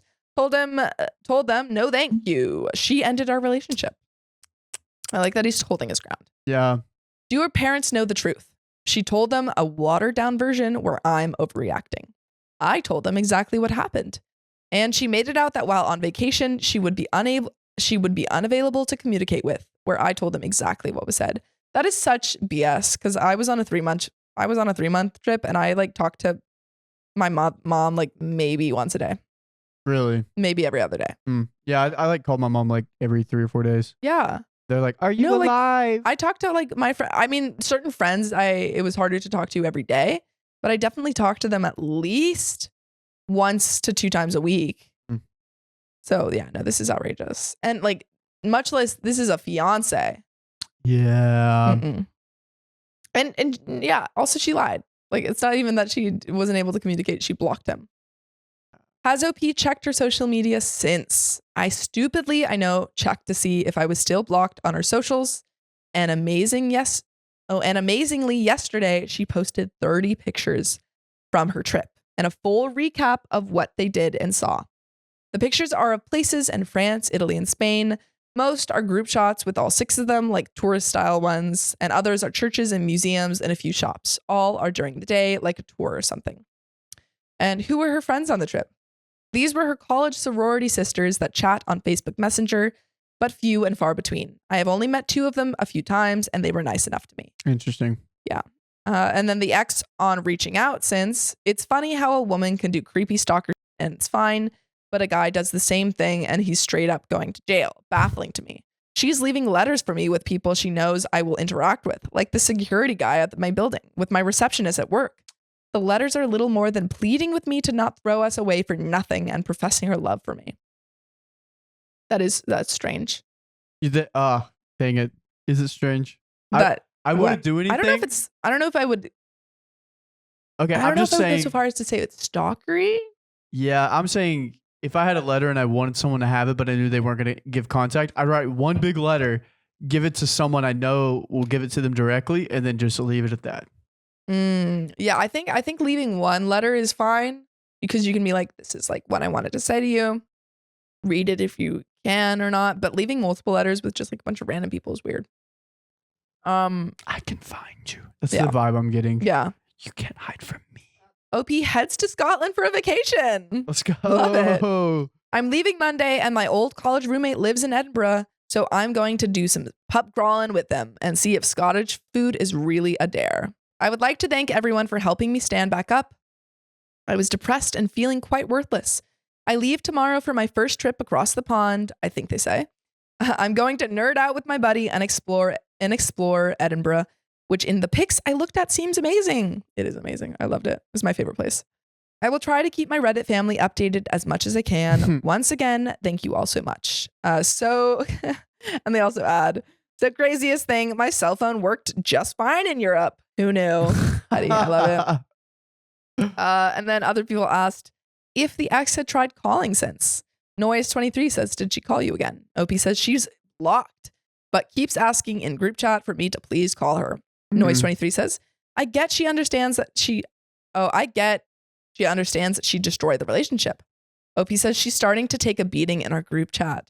Seems the shock has worn off and our friends are realizing how effed up what she did really was. Okay, I'm glad they're on his side now. Noise, exactly what she deserved. And OP says, she keeps apologizing, but not what she is apologizing for. I'm assuming that means she keeps apologizing, but not for what she should be apologizing for. She can't even defend herself without making it worse, which would be funny if it wasn't me on the receiving end of this crap. And if she doesn't drop out of our chat group, our friends are really starting to give her shit about it. She keeps saying she's sorry and that as soon as I'm ready to talk and work through this, she'll be waiting. And she confirmed that she ghosted me since she apologized for it on our group chat last night. She is spinning that she was getting nervous about the wedding and wanted some time off to think. Which isn't necessarily like, if she wanted some time to think, that's not necessarily the end of the relationship. Yeah, it's just the fact that she didn't communicate any of this. Didn't communicate and then blocked him on and everything. then no. If she was having these feelings, I think this is what she should have done. She should have been like, hey, I'm feeling a little bit nervous about the wedding. Like I'm having some, maybe not second thoughts, but I'm having just like some thoughts about it. And I think I need some time to think about it alone. I might not be texting you back as much. I might not be texting you back as much, but I still responding. love you and I still care about this relationship. I just need to like collect my thoughts. And then if he didn't respect that, then you have the right Yes. to end it. But At that point, yeah. But like completely just silence, radio silence. and the blocking to The me, blocking is weird. that's insane. Yeah, no, that's too far. Insane. But that's the entirety of our story. Yeah. What would That you guys is- do differently? Yeah, would you break up with this person? Would you end the engagement? Or would you like OP break up and then go off to Edinburgh? Yeah. Because I probably would do that. Yeah. I would love to travel. Yeah. a bit, Also, yeah. if you guys are like free on Tuesdays, Wednesdays, and Fridays, come join our. Come join our streams. Yeah, they're fun. We're about to do one here in 30 minutes our 30 time. minutes. Yeah. But Hop on. You Yeah. won't, I mean, this will be after that, but oh yeah, retroactively hop on. retroactively hop on. That's Yeah. us. Yeah. That's us. That's a wrap. My parents won't attend my wedding, and here's why. You better have dang good reason. This comes from Greed Princess, who says, so at 24 female, I find myself in a heartbreaking situation. My parents won't be at my wedding. The reason? I refused to invite their friends. Seriously? I'll call them the Scots. No relation to Michael that we know. Who made my life a living hell during the year I lived in their guest house. From false accusations to disrespecting my fiance, things reached a breaking point. Ooh, that's a tricky situation because it sounds like they did a favor and then just became terrible people. There you go. Do you treat people who do a favor terribly? Yeah, like if you give someone a favor, does it are you entitled then to one act of being a terrible person? That's the question. You know? When I stood firm on not inviting them, it led to a family fallout. Despite my attempt to mend things, my parents are boycotting my wedding. You could say family fallout or a family feud. You could say a family feud. You could say a family feud. Ding, ding, ding. You're the winners. Now, on to the long story. In 2021, fresh out of college, I moved to a new state for a job. Facing high rent, the Scots, family friends of my parents, offered me their guest house for a mere $300 a month. That's a steal. That is nothing. Little did I know this seemingly sweet deal would lead to a year of absolute turmoil. The Scots, longtime friends and business partners of my parents, had 3 kids. As soon as I settled in, the Scots became excessively involved in my personal life, particularly my relationship. So yeah, you can come in for $300, but we just get to have a say in all of your relationship and everything in your life. Yeah. And there's a camera here and a camera there and a camera there. And let's just say we're viewing the tapes. Enjoy. Oh my God. The situation took a dark turn as they fabricated scenarios to my parents, accusing me of promiscuity, rarely being home, and even planning to secretly move in with my boyfriend. Accusing someone of promiscuity. What does that even mean? You are sleeping around. Okay. Mm-hmm. Which, not your business. A letter. Come on. It's given to her. Their disdain for my boyfriend was palpable, treating him with passive aggression, condescension, and even making derogatory comments about him being adopted. What Damn. sweethearts. Damn. That's a low blow. That's dude. insane. Their interference escalated with family meetings where they labeled me as a poor influence on their teenage daughter, criticizing my boyfriend, who they had only met 3 times. Yeah, dude. How good of a guy could he be? His parents didn't want him. God. And I have to add that my God, that's so bad. it is. And I have to That's add, what they said. that's not what they me. said. That's what Okay. they said. Sam's golden rules. If you're adopted Never dated an adopted guy. Jeff Bezos was adopted, and he's a pretty terrible person. Then he sucks. but he's a billionaire. Correlation? Maybe.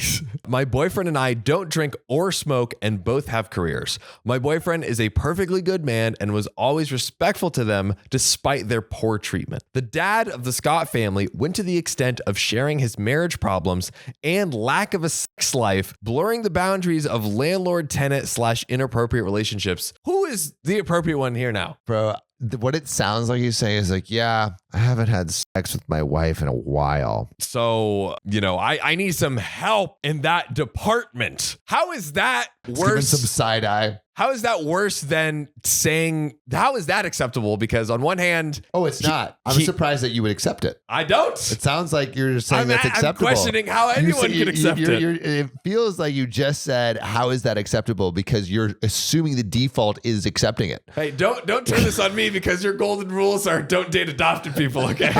don't try to put this on me, sir. I see what you're doing. The breaking point came when the fridge in the guest house broke and they insisted I foot the bill for a $900 replacement. What? Wait, a fridge that everyone shares? A fridge that in the guest house that only OP is in. Okay. And what are So- you doing in the fridge? Being promiscuous. Yeah, dude. Fridge sex, you Dude. know, it's the best kind. It's really cold. Yeah, exactly. You know, if it gets too hot and heavy, you got to go to the fridge. Their influence over my parents was significant, as my parents rarely had my back and sided with the Scots, constantly belittling my boyfriend without reason. Wait, I'm still stuck in the fridge. Did she break it or it just broke down? We're assuming it broke down and she is the only one using it. So one could allege that she is the fridge breaker. But usually the landlord pays for broken appliances. Yes. So unless she's like, actually having sex in the fridge and broke it that way, I feel like it's fine. It's probably just time. Yeah, it's probably just time. Father time. Father time That's taking right. our fridges and your parents. Ouch. By the end of 2022, I decided to move out with some girlfriends of mine, leaving without saying goodbye to avoid further complications. Smart. Yeah. Like if it's so terrible, move. Yeah, cut it out, move to somewhere else. Fast forward to the summer of 2023. My boyfriend and I were living together in a new state, and he proposed to me. Congrats, OP. Congratulations.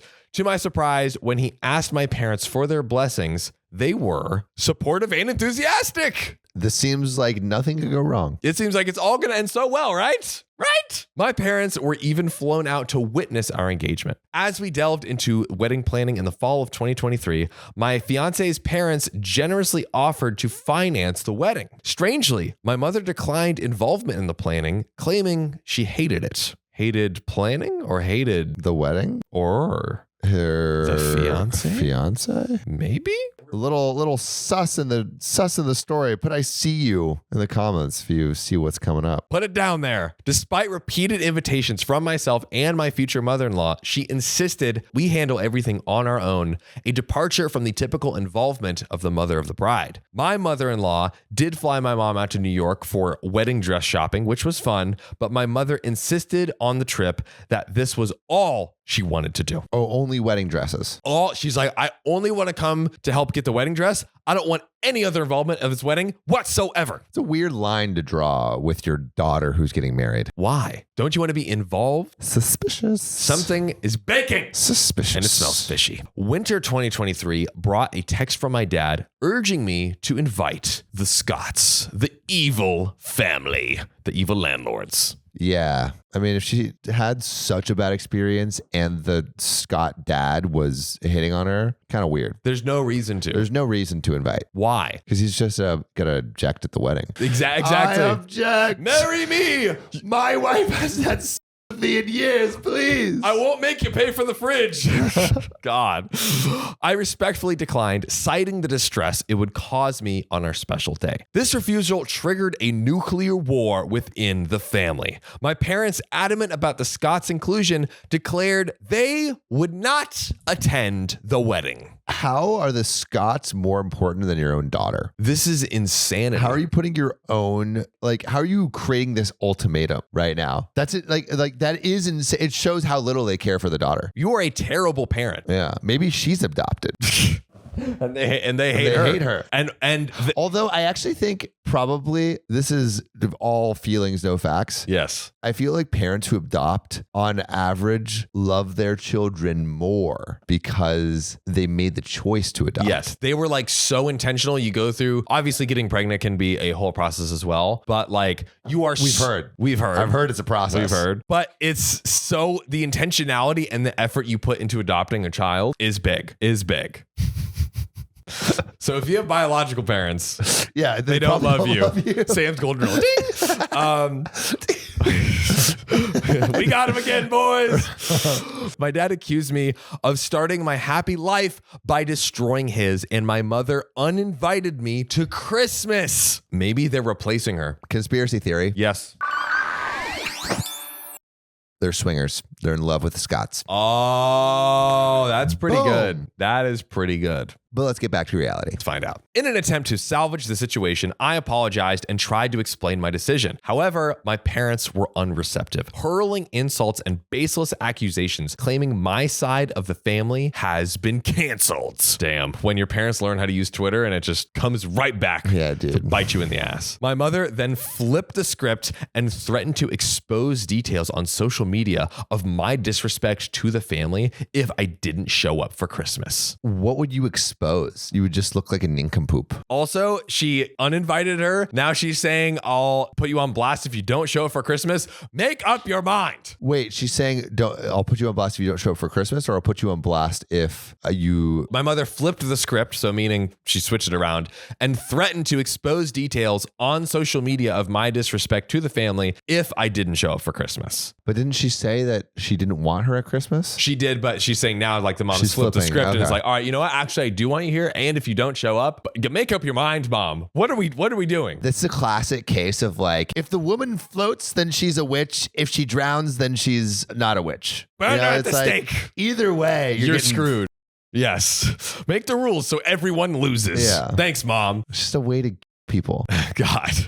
Despite exchanging Christmas and birthday greetings via text, I have not spoken to them about the situation. The pain of their absence and the harsh words linger as I approach my wedding day. I'm confused, I'm guilty, and I am in pain. The fallout, all because I refused to invite the Scotts. And we do have some edits and relevant comments. But basically what has happened is OP is getting married. She stayed at this family's guest house for super cheap, but they were terrible and poisoned her parents' minds. And somehow parents are on the Scott Scott's family side and not their own daughter OP's side. I wonder, have the parents ever been like dicks like this before? That's a great question. Like, I wonder, is this a pattern or is this out of the blue? And also, what would you do, John? So like your parents are like, you have to invite the Scotts and they're like basically blackmailing you. Do you just invite the Scotts or do you stand firm and don't invite the Scotts and have your parents not go? Okay, maybe this is unpopular, but based on the Scotts obviously sucked to live under. However, in the disbursement of a wedding, I'm making up that word if it's not real. I think it's the word. I don't know how much of an effect they will be able to have. Yeah, it's like unless they bring up the fridge or something in their wedding toast. Like, I really think this is now not becoming about the Scotts though anymore. It's like a bigger familial parent relationship than just this issue. Like, there's something weird going on that I'm unsure of, and like, why is this happening? I wonder. Another conspiracy theory. Oh, here we go. OP's parents owe the Scotts money, and they feel like they need to get in the Scotts' good graces. Because why have they stayed friends with them? I don't think they live I think close. they're business partners or something. Like, they're involved in their like monetarily somehow. I think they've done business together. I remember that happening. But going back to reality, there's something fishy going on. But if you just wanted to mitigate this current scenario and not understand where this is all coming from, I probably would just like say like, all right, whatever, the Scotts can be here and they can be at the weird table. Exactly. You know, yeah. just Put him in the corner. Put them in the corner. With the dunce hat Yeah, on. exactly. Yeah. But we have an edit and some relevant comments. So first onto the edit. We are having a destination wedding and the festivals will begin 3 days prior to the wedding. So this is a big grand affair. So if I caved in and invited the Scotts, I would have to endure up to 4 days of them. Oh, it's a destination wedding. Destination So wedding. how many people? That means it's a lot less people. Probably a lot less people, a lot more impact if the Scotts show up. Are the Scotts paying for themselves, or does OP have to pay for people that she doesn't want to go? Hasn't mentioned that yet, so I'm assuming no, but we shall see. So if I caved in and I invited the Scotts, I would have to endure up to 4 days of them. I don't want to walk around the resort, instantly get into a bad mood. Also, I'm afraid if my parents decide to show up without the Scotts, that they will cause drama. So it sounds like either way, if the parents decide to show up without the Scotts, the parents will maybe be complaining. So it's like, as either the Scotts and the parents show up and you're mad that the Scotts are there, or the Scotts don't show up, the parents show up, it's still upsetting because the parents are going to be mad at you. Or nuclear option, you say, fine, don't show up to my wedding, mom and dad, and let them not go. It feels like, based on the title of the story, I think that's might be where we're going. I think they're going to get uninvited. Well, we have some relevant comments. This one comes from Useful Commission 76, making derogatory comments about him being adopted. These are a few quotes. Criticizing my boyfriend, belittling my boyfriend. The commenter now says, it seems like a perfectly reasonable decision for the boyfriend and his parents, who are the ones financing the wedding, to decline to invite these Scott people, the family. I don't think the bride or her parents have a choice in this matter. So that's a good point, because it is the fiance's parents that are paying for the whole wedding. So it's like, hey, you pay for the whole wedding. You don't get to invite the people that were insulting my son for being adopted. Yeah. I also want to know what they said. That's true. I want to know the derogatory They were remarks. belittling and derogatory. Yeah. Like, where's your parents? God.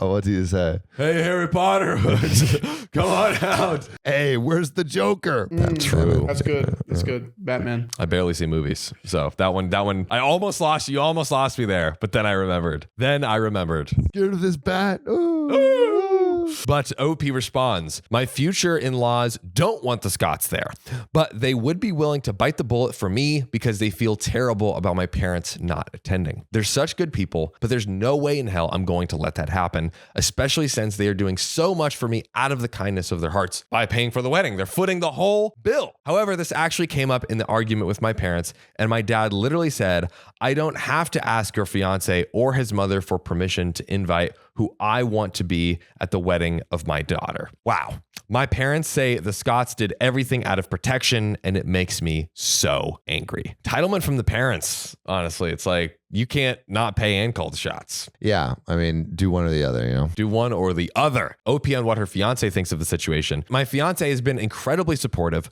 Most of all, he just feels terrible for me and feels that I have been put in a lose-lose situation by my parents. Either I invite the Scotts and be absolutely miserable on our wedding, or I don't invite them and my own parents opt to not attend the wedding. He also doesn't want the Scotts to attend, but he would be willing to bite the bullet if I was desperate for my parents to come. However, like many comments below, I don't want to start my life with an ultimatum from my parents. If I cave in now, who knows what they will do in the future. I am blessed to be marrying someone who is patient, caring, and supportive. W for the fiance. I don't know about you. I don't know about everyone watching. Comment now what you think. I am leaning more and more toward just like not letting the parents attend. Honestly. Yeah, I mean, like, this should be like a happy, joyous occasion. And the fact that there's all this familial drama going on is just dampening the mood. So just cut out the cancer at the root, which is your parents. Like, I feel like you could say, I would love for you to attend the wedding, but, you know, good parents would go and just support and be with their daughter and not choose another family over me. So, like, show up if you want, but the Scotts are not coming. I don't know. Let me know what you guys think in the comments. But on to this relevant comment on why OP thinks the parents want the Scotts there. The Scotts invest money into my dad's small business and they split ownership 50-50. Did I not call that? You called that. Called it. Freaking psychic. In the initial text from my parents, my dad said that he has been losing sleep for months thinking about how he's going to tell the Scotts they're not invited to my wedding. I think my dad is afraid that if he doesn't invite them, the Scotts will get pissed and pull out of the business. This is speculation, but if this is the case, then some people are right and this is like a blackmail thing. But I don't want to feel guilty. Why do I have to invite people who gave me a visceral reaction of anxiety and stress just because my dad is afraid to tell them no? There's no ways they're going to pull out because they're not invited to a wedding. I mean, I will say the Scotts do seem very like petty and weird and stupid. I don't know if they're that petty, weird, and stupid. Yeah, I can't imagine because they didn't even like the fiance. So why would they want to go to a wedding that the person they didn't even like? I think, well, maybe it's someone they love to hate. That there's a key difference between that. Low key, it kind of feels like the Scotts want to go, but the big thing I think is OP's dad has massive anxiety and paranoia that. I feel it's probably more driven by the dad than any real fear what the Scotts are going to retaliate with. I think so. But Sam, what? We have a thick, juicy update. A big, juicy update. Let's go. So, on to the update, or quick context from the original post. At 24 female, I find myself in a heartbreaking situation. My parents won't be at my wedding, and the reason, I refuse to invite their parents. So, for the update, I woke up this morning to a bunch of texts from my mother. She demanded that I end my engagement, cancel the wedding, quit my job, and move back to their home. She just turned it up to like 100. Implode your life and come back. Stop everything. Because of the Scotts. Stop everything. The Scotts don't approve. If the Scotts don't approve, we can't do it. We can't live that life. No. We have to live by the Scotts' approval here. She started saying things like, I know you're unhappy. It's okay. You tried. Now it's time to come home. You have some maturing you need to do. This irks me so much. That is the most. Also, I love how they're like coming from it from like, oh, we care about you, but it's like totally this warped version of what a parent should be. Absolutely. Can you imagine your parents saying this to you? No. This is insane. Cancel your wedding and come live home with us. You're not mature enough. Quit your job. Quit your job. Yeah. All of your adult life on hold because we're trying to make you more adult. Yeah. Like they're literally saying like, come back, move move in with us like a child Literally. because you're not an adult yet or How something. will I mature? Yeah. Let me maybe Wild. be an adult by doing adult things like being married and having a job. Hello. Goodbye. Wild. My parents literally gave me their blessing for my marriage 6 months ago. Now they want me to change my life entirely because they're mad that they didn't get their way. It seems like the maximum pettiness here. They're like, hey, you don't live your life the way we want. Well, you are forced to live here. But Yeah, but like there's no way that OP is going to say yes to that. I wonder how traditional this family is too. yeah. Like that's I'm a great getting kind point. of like traditional vibes. I'm getting those vibes as well. I responded and said, this is my life. And if they don't want to respect my decisions, that's on them. Correct. But I am in utter shock. I am financially independent of my family. I have a great job, a loving partner. How do parents come up with this shit? But it's not all parents. It's just like your parents that are terrible. Yeah. Yes. This is not normal. Yeah. This is like every day we wake up and our parents like, hey, could you just put your life on hold, recording a podcast for the Worm Army and come back home? And you just say no. You say no because why would you ever do that? Yeah. Why would you want to implode your life? It makes absolutely no sense. But what makes a lot of sense is the next update. Let's freaking go, dude. I love a juicy, thick, long story. Oh, yeah, we do. So 3 months have passed since my parents declined attending my wedding. Initially, I found peace and acceptance, looking forward to celebrating with those who would be present and knowing my parents wouldn't be there to ruin it. However, a text from my younger brother, 19 male, shattered that peace, revealing that our parents threatened to kick him out of the house and abandon him financially if he attends my wedding. So they're blackmailing like more family members. The 19-year-old brother who's living at home and depending on them had no plans of trying to, pay his own way in life and getting kicked out. I feel this 90-year-old brother who lives at home, no plans of even having a job or adding value to society. Exactly.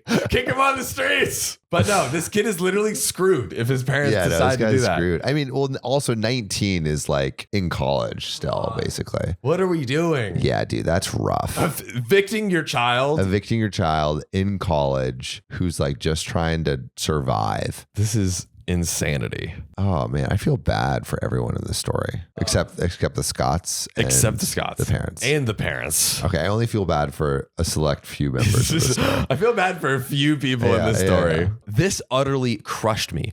I am so close with my brothers, and I love them dearly. I have 3 brothers, aged 19, 22, and 27. While my older brother lives independently, my 2 younger siblings still live with our parents. Despite my parents' decision not to come to the wedding, I told my brothers how badly I want them to attend, assuring them of my support. When you have to tell your own brothers, hey, just because mom and dad isn't going, like, I want you there. Where are we at? We're at a broken family, John. That is correct, We're the sir. broken family. Ding, ding, ding. You win the family feud again.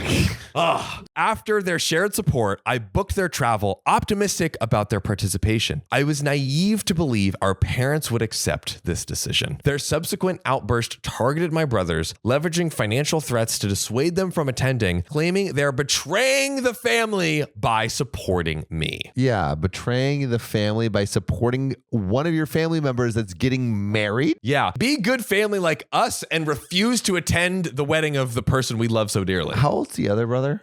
19, 22, and 27. The 19 and 22-year-olds are at home financially dependent on the parents. So they're like screwed if they attend this wedding. I offered to financially assist my brothers if they still wanted to attend, knowing they get kicked out, but I realized the difficulty of abandoning familiarity. Also, that would be a lot of money. Like, how could she support all That's of what them? I'm saying. I think it's like, having a destination wedding, so they're probably a little loaded. and also, I'm trying to see, I offered to financially assist my brothers if they still want to attend, knowing that they'd get kicked out. I'm wondering if OP is offering to help them after they get kicked out. No, that's exactly what she's doing. So like, She's like, hey, if you want to attend my wedding still, I will like pay for your meals and apartment and stuff. that's a lot for a 24-year-old woman. Yeah, I wonder like if she married someone who's like super wealthy. I mean, the parents are paying for the entire wedding and pretty chill about it. Yeah. So So- I imagine that family is like paying for not only the entire wedding, but a destination wedding. Mm-hmm. Probably pretty loaded. She rich, honey. In response to this outburst, my brothers called me and proposed proposed an intervention aiming to address the broader familial issues, aka the bigger picture of my parents being abusive. Smart. Yeah. Smart. I mean, finally. Hopefully they take it well. Hopefully they can get this resolved. I tried my best to explain that this was a bad idea to the brothers. So basically, like, OP's worried that this would not work and maybe backfire. But have they had like a proper conversation yet? I don't know if they have. Despite my reservations, I supported them via phone call. I felt I was bound by sibling loyalty. Yesterday's call confirmed my fears. Amidst vile accusations, I endured personal attacks ranging from insults against my fiance to baseless critiques of our life choices. My father's tirade marked by verbal abuse culminated in a cruel tirade, like a tyrant. It culminated in a cruel dismissal of my feelings. Here's a few notes I took during the 2-hour intervention. 2 hours. 2 hours of just and this yelling at each intervention other. was like organized by the brothers. Yes. Oh, that's But got to the be brothers, something weren't, I don't think, intending for this kind of thing to happen, right? No. I think it just show. So, number one, my fiance is not an intellectual because he likes to snowboard and doesn't know how to have intellectual conversations. That is something my mom has said, that snowboarders are a bunch of pot smoking hippies.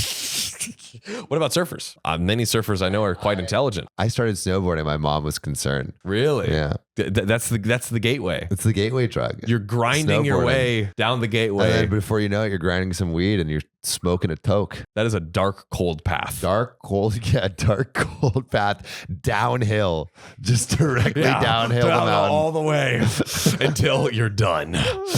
Number two, my fiance doesn't have any royal or noble blood and therefore cannot have intelligent children. Yo, does Opie have royal blood?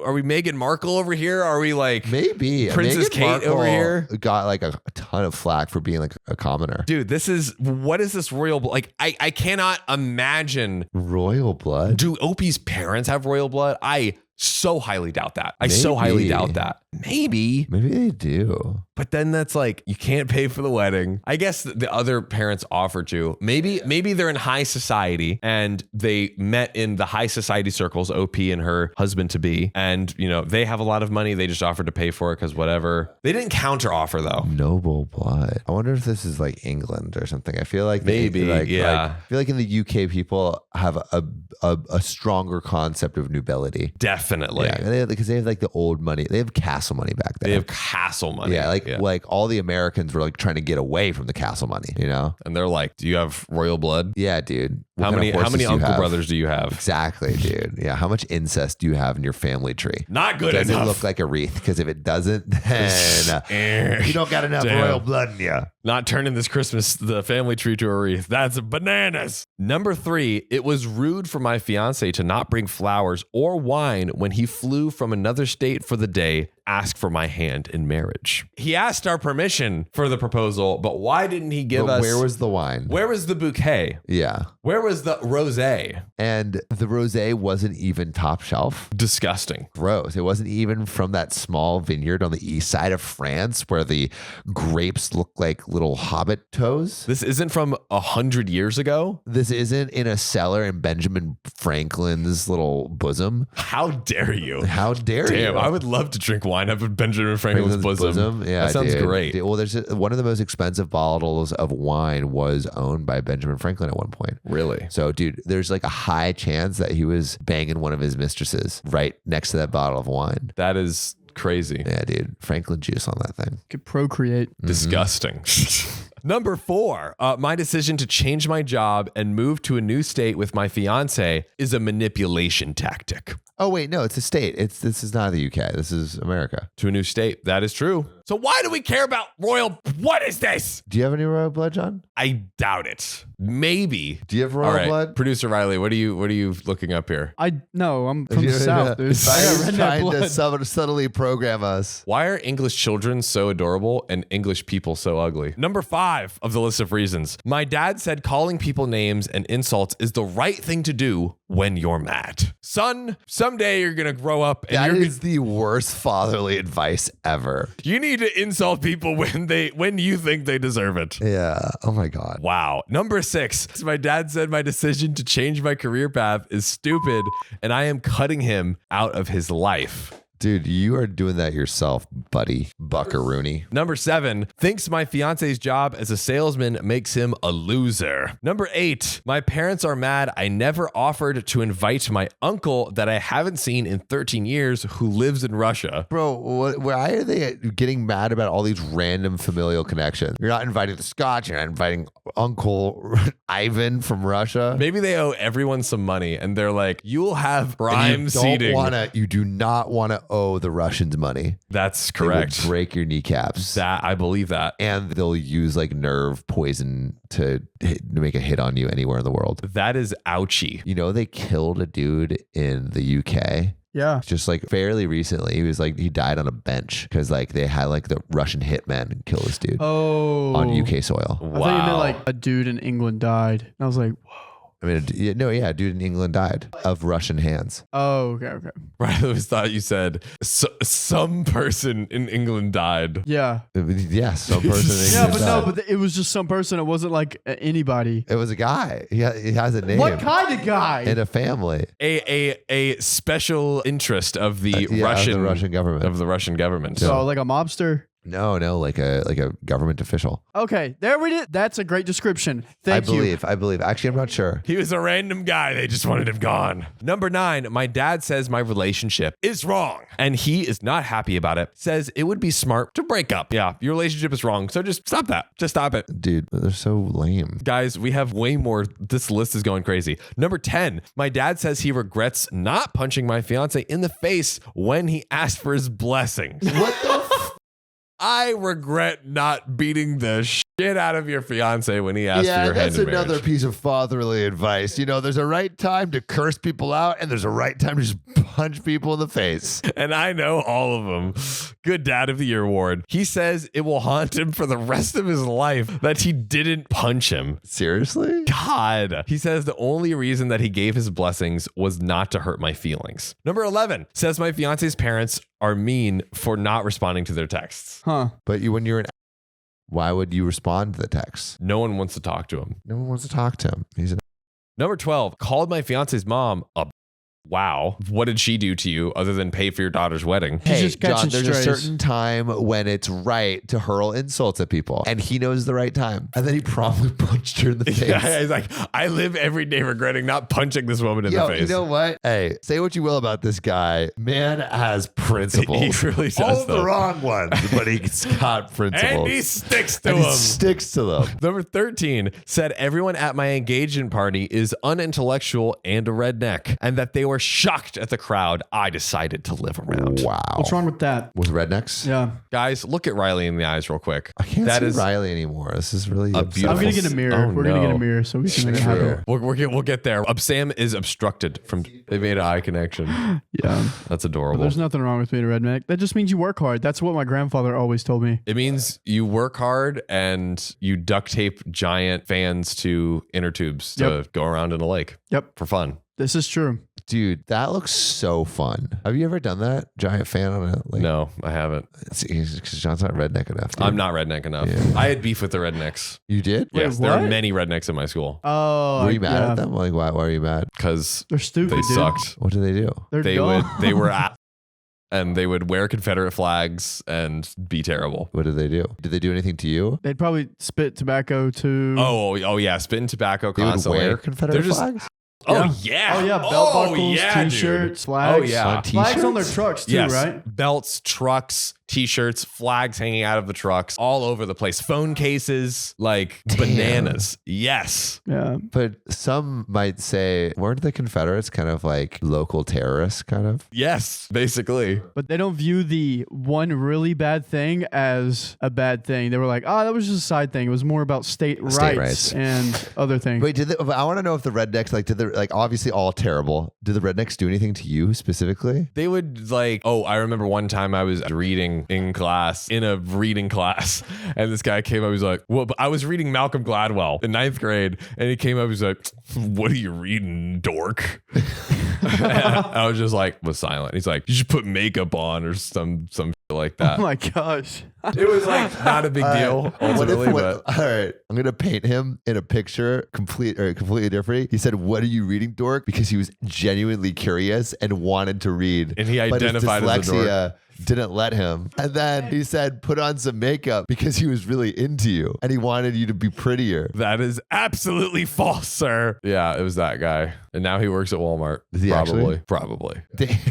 This is true. Yeah, redneck behavior. Yo, that's crazy. So like, are like the most of the, like, what percentage of your school was like that kind of redneck, like redneck? There was I would say 20% hardcore redneck population, and then another like 10 to 30% that were just kind of like, they might have some Salt Life stickers. What's Salt Life? So it's like a country, it's what's that, Fox for dirt bikers? Oh, Fox. It's just Fox. Fox. Yeah. That's what Fox for rednecks is, Salt Life. Yeah. So like when they're dirt biking and like putting it on their trucks and stuff like that, it's just the sticker that they put on. So like, have you kept in touch with any of the people from high school? No. I have a few redneck friends. They just There's a difference between country people and redneck people. Country is your sweet as pie. What can I get for you, darling? Just so sweet. He's looking right at me as he's saying this. I'm talking because I'm having this conversation with you. And rednecks can be fun. They're a little bit more arrogant, a little bit more. It's just stubborn. Very,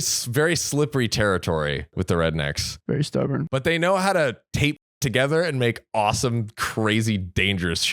They just manhandle Which is everything. awesome. Yeah, tape some like rockets and like some the redneck activities, 100% like super fun. Yeah, taping like bottle rockets to like a bike. That is awesome.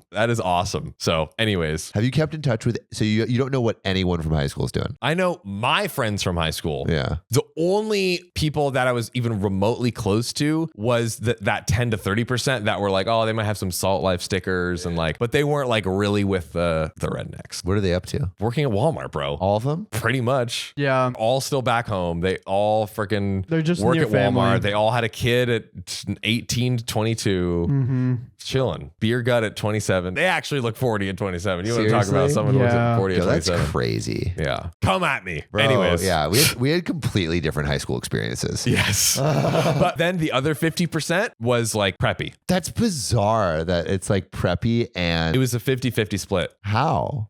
Because of where and how it was built. It was a master planned community built literally on top of a ranch. A master? What do you mean? Master planned, it's basically like imagine if a mall was a city. Oh, They plan out a whole city at once. whoa. And they build it all in one go. And then they sell all the homes. And it feels like a mall, kind of. Like very cookie cutter, very like that exists. oh yeah, dude. Big time. Florida, like tons of So places there's like that. there's like the redneck part, and then there's the preppy part, and it's like there's different areas of town. They bought swampland to build it on. So all the swamp people mixed with all the preppy rich kids coming into the new master plan community. And voila, my school was born. Swamp people. Yes. That's so interesting. It was an interesting dynamic for sure. All right, sorry, I got so on it. Yeah, I was so yeah. interested in Yes. the John lore. Sidetrack. Well, you can cut that down to maybe the most interesting bits. But yeah. Dude, that's so interesting. We have more in this list of reasons that this dad is and hates their child getting married. So on to number 14. The last 14. Yeah, there's more. I told you this is a big fat list. Number 14. The last minute of the call consisted of my dad screaming at the top of his lungs that I am stupid and I started hysterically crying at this point. I felt like a little girl again. He said a bitch, dude. Oh! I can't imagine my parents calling me a Dude, this dad is the I've ever seen in my life. yeah. Even Sophia would agree with me. Yeah. I can't even, you're not even allowed to say anymore. You can't, but can't. I said it. Sophia and I took don't my care. card. She took it away. Yeah. I'm giving it back to you to call this guy dumb. Yeah. Number 15, relevant. He called me a liar when I explained all of the horrible things his friends did to me and why I didn't want to invite them to the wedding. He even called me a liar when I explained that his friend, 70 male, would try to talk about his sex life with me. This is the friends. Yeah, the dad of the Scott's family would be like, hey, OP, man, I haven't been getting it from the old ball and chain, if you know what I mean. But more ball or More chain than ball. God. And finally, number 16. Crying. I explained to my dad, I just wish you cared about my feelings too, because I am also really hurt and just want you to understand my perspective. He said, why the fuck should I care about your feelings? Why? You don't respect me, my friends, or my values. Fuck your feelings, you stupid. Where's Worst this coming from? father ever to exist. Lumping the mother in here as well. For silently agreeing. My God. My God. What an awful thing to say to your daughter. That is, I'm like, This is, at this point, I'm feeling like no contact. No contact. At least for a while. yeah. Right? Like I feel like the father has proven time and time again that he does not deserve to be in your life. There's zero. Tell us what you think in the comments, but I think this moment right now, absolutely no contact. Yeah. This is going to make your wedding miserable. Yeah. If they're there. Agreed. Honestly, Agreed. they're now way worse than the Scots. Yeah, I would say. Yeah, dude. I feel like the Scots probably wouldn't have been that bad at the wedding, honestly. But the parents, After the call with my brothers, they said they will still be attending my wedding because this has become an issue of standing up to my father's unacceptable behavior. where's the mom? Where is the mom? She's sitting there being like, yeah, tell him, hubby. No, mamas. Despite my brother's attempts at defense, we were outmatched by my father's narcissism. Enduring the call was agonizing, yet crucial for my siblings to witness his true nature. Gaslit and invalidated, I feel so dehumanized. Yeah. Understandable. I never thought I would someday block my parents. Today marks day number 1 of going no contact. And that is the end. That's beautiful. Wait, there's no update? There's no updates. I am glad that the resolution was going no contact. This is probably one of the most deserved no contacts that I have ever seen. 1,000,000%. Yeah. Yeah. This is, I mean, it feels like this is what is needed. The great news is that she is now marrying in and will have, it seems like, great in-laws. Yeah. Honestly, perfect time to lose a dad Perfect time. because he got a new one popping right back up. Never a better time. Yeah. A rich one too. Hey. That's going to pay for the wedding. Let's go. Daddy money bags. Daddy money bags. Talk about it. You're upgrading. You're upgrading. Adopt a new dad. But What? is there actually more? An update? I think maybe. Because this was... No, I don't. No. This isn't. Yeah, there's not because an update. we read a string of all of the updates strung together. Yeah, I like to just double check. That's smart. 2 months ago. Yeah. Check the last words of the last update. Yeah.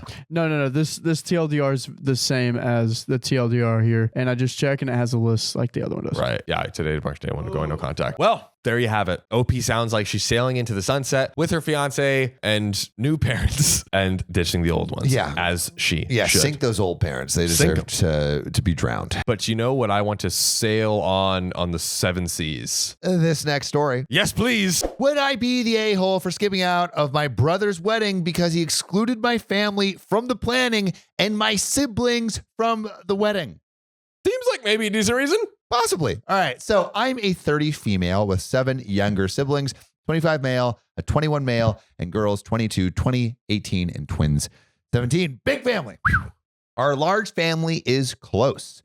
We've been through a lot together, strife, arguments, but we've overcome them all. Others around us look to us as an example of how close siblings and parents should be. We're also big on tradition and our culture. So it sounds like they've been through thick and thin and are model citizens for what a family should be. What could possibly go wrong? Nothing, but it does. My brother Mark, 25 male, was the cheapest sibling among us.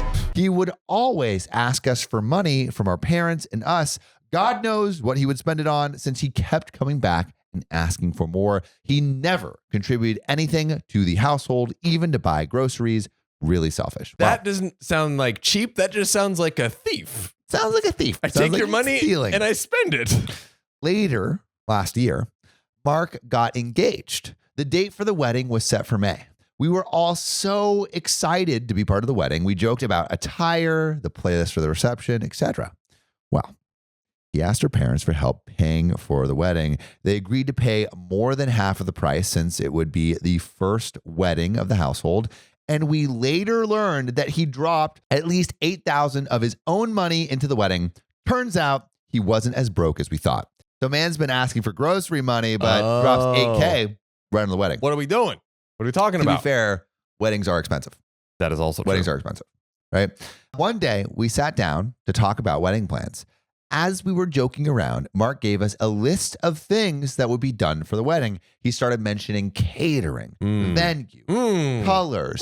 Pretty tame overall. We nodded in agreement since everything seemed normal. Then he told us that Olive, his fiance, already picked out and purchased a dress. We as a family didn't see the dress and still don't know what it looks like to this day, and weren't there with her to try dresses on. We missed that moment with her. So it sounds like maybe OP's a little upset that they didn't get to see the dress. They weren't included in on all this. Yeah. The women of the family, including my mother, were bummed that we weren't there for the dress fitting, but we assured ourselves that whatever dress was picked would be perfect. It was their wedding day after all, so it shouldn't be too bad, right? One would think. How bad could a wedding dress be? Oh, no. Is this an ICU in the comments? Put ICU in the comments. It's ICU bad? Mark continued to list more things about the wedding that he finalized. The venue he chose was a 4-hour drive, several states from our hometown, somewhere we've never been. The officiator was someone we didn't know. He didn't know them either. And the list of things that were set grew and grew. We were more and more troubled. Then Mark dropped the bombshell. The bombshell? OP, you and your partner will be in the bridal party. And you didn't know until the Sam, actual wedding. My other brother was Okay. also in the bridal party. Okay. We asked, what about your other sisters? They're just going to be in the reception part. Why aren't they going to be in the main wedding? That's the decision I'm making. What is the actual reason? Why exclude your siblings in the white wedding? I saw someone else do that at their wedding, figured I could do that too. We were shocked and unsatisfied with the answer. I was in the wedding with my other brother, but not any of the girls. The rest of the family was visibly upset. Where'd this come from? I'm standing up for my siblings. Yes, it's his wedding, but if my siblings won't be part of it, I won't be either. I would include my own family at my wedding. Am I wrong for doing that? And there is a update and some additional information. Ooh. But essentially what it seems like is OP is upset that their brother isn't including the other siblings, the sisters, in the bridal party. So all the stuff leading up, because it almost felt like OP was like taking shots at the catering and everything else. That was just the information. This is the true issue. Like OP was like a little bit upset about all the other things. Right. And it's, I'm getting like, what I'm getting right now is like, OP is a little bit too involved. Yeah. That's a little bit what I'm getting. Yeah. A little bit what I'm getting. But the issue is like the bridal. So OP's brother is only inviting like the male part of the family for his section of the like the groom's people. The groom's party. The groomsmen. Yeah, The groomsmen. Yeah, the groomsmen. So there we go. isn't that like a normal thing to do? That like I seems would pretty still want normal. my sister to be part of mine, but 100. Yeah. I feel like, okay, here's maybe where it could get tricky. So, I don't know if you have to bring all the bridesmaids to the bachelorette party, but let's say like the woman getting married like has all her best girlfriends and all this whatever, and then she's like, I don't really know your sisters like that, and I kind of want to have this like last hurrah with like just my friends / have this thing with just my friends. I highly suspect that it's the bride that is behind this. Oh yeah, 100%. But couldn't the brother just have his sisters in his bridal party? But maybe he's just like, I just want my brothers, or in his groomsman party, his bachelor party. Maybe the thing is like traditionally or whatever. It's like, oh well, my party is the groomsmen. Yeah, it's only the dudes, right? And hers is only the girls. What are we doing here? Yeah, I would invite my sister, but like not that'd be everyone's like fire. that. You know, it'd be funny Yeah. if have the women in your groom's party also wear matching tuxes with the guys. That would be freaking awesome. That would be pretty fire. That would be awesome. But like, I also recognize that not everyone has that close relationship with their siblings, and so like I don't think there should necessarily be the expectation that your siblings are part of. I mean, if they're like awful people, get them out of here. Maybe I'm Not kind like of get them out of here, but like maybe they're just, you're not super close to your siblings, so you don't want them part of your like bachelor Yeah. party and bridal party. Yeah, maybe Or I you don't have know. a ton. I mean, like already OP's like inviting a couple, but it sounds like there's a lot of siblings. So I'll be honest. I think I'm kind of a coins toss right now. I could totally see that. I could very much see the groom and the bride being the a-holes and like excluding the sisters, but also maybe the brother OP is like kind of doing too much and sticking his nose in a I'm wedding that's getting not the his. vibe that the brother OP is trying to control the wedding a little bit too much. From like, and like there might be some past traumas, or like something. like OP has seen the brother take advantage of situations, and so there's like a built up resentment. But I'm getting a vibe that a little bit too much involved. I'm going either way right now. I need more information. I Coins think I'm toss for leaning. me. I'm leaning a little bit towards, but Okay. I think we need more information. So Let's get it. additional information from OP. Perfect. I would like to offer some clarity about what some of the comments have been saying, not to justify myself, but to explain the culture behind everything and why we're upset. In my culture, it is custom for the family of the man to plan and run the wedding. All members of the immediate family are involved in major roles, including the siblings. This is true for all male children. If any members of the family are excluded, it's a sign of animosity or hatred. Excluding family members from the wedding party is like a middle finger to them. So maybe there's some cultural context we're not understanding. Right. There has never been a wedding in our extended family where none of the siblings or parents were involved unless there was some sort of malice behind it. My parents' wedding anniversary included all my siblings and myself in the bridal party, all the cousins we have got married with their families, even traveling and paying for everyone to fly to another country to attend and participate in the ceremony. Excluding the younger girls would send a message to the rest of the extended family that there is something wrong between all of us. So there might be some beef brewing. From my observation, I haven't seen anything happening between Mark and the other girls. We all get along just fine. We even live in the same house together. That's crazy. Oh, This is why we were insistent on the reason behind why he wasn't including the rest of the girls. It goes against tradition, and we see it as a sign of resentment. And there is an update from 3 weeks later. But does that context sway you at all? I think I'm being swayed. I think I Which will way? now go towards the groom and bride being the a-hole. I think now with the cultural context and everything that's come before, I am also going that way. Yeah. Dang it. I was hoping we'd be split. No, I was hoping for a fight today. I feel like I think the cultural context changes things.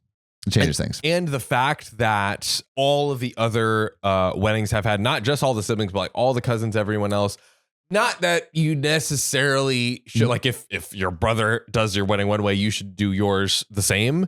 But yeah, Maybe he doesn't fuck with the tradition.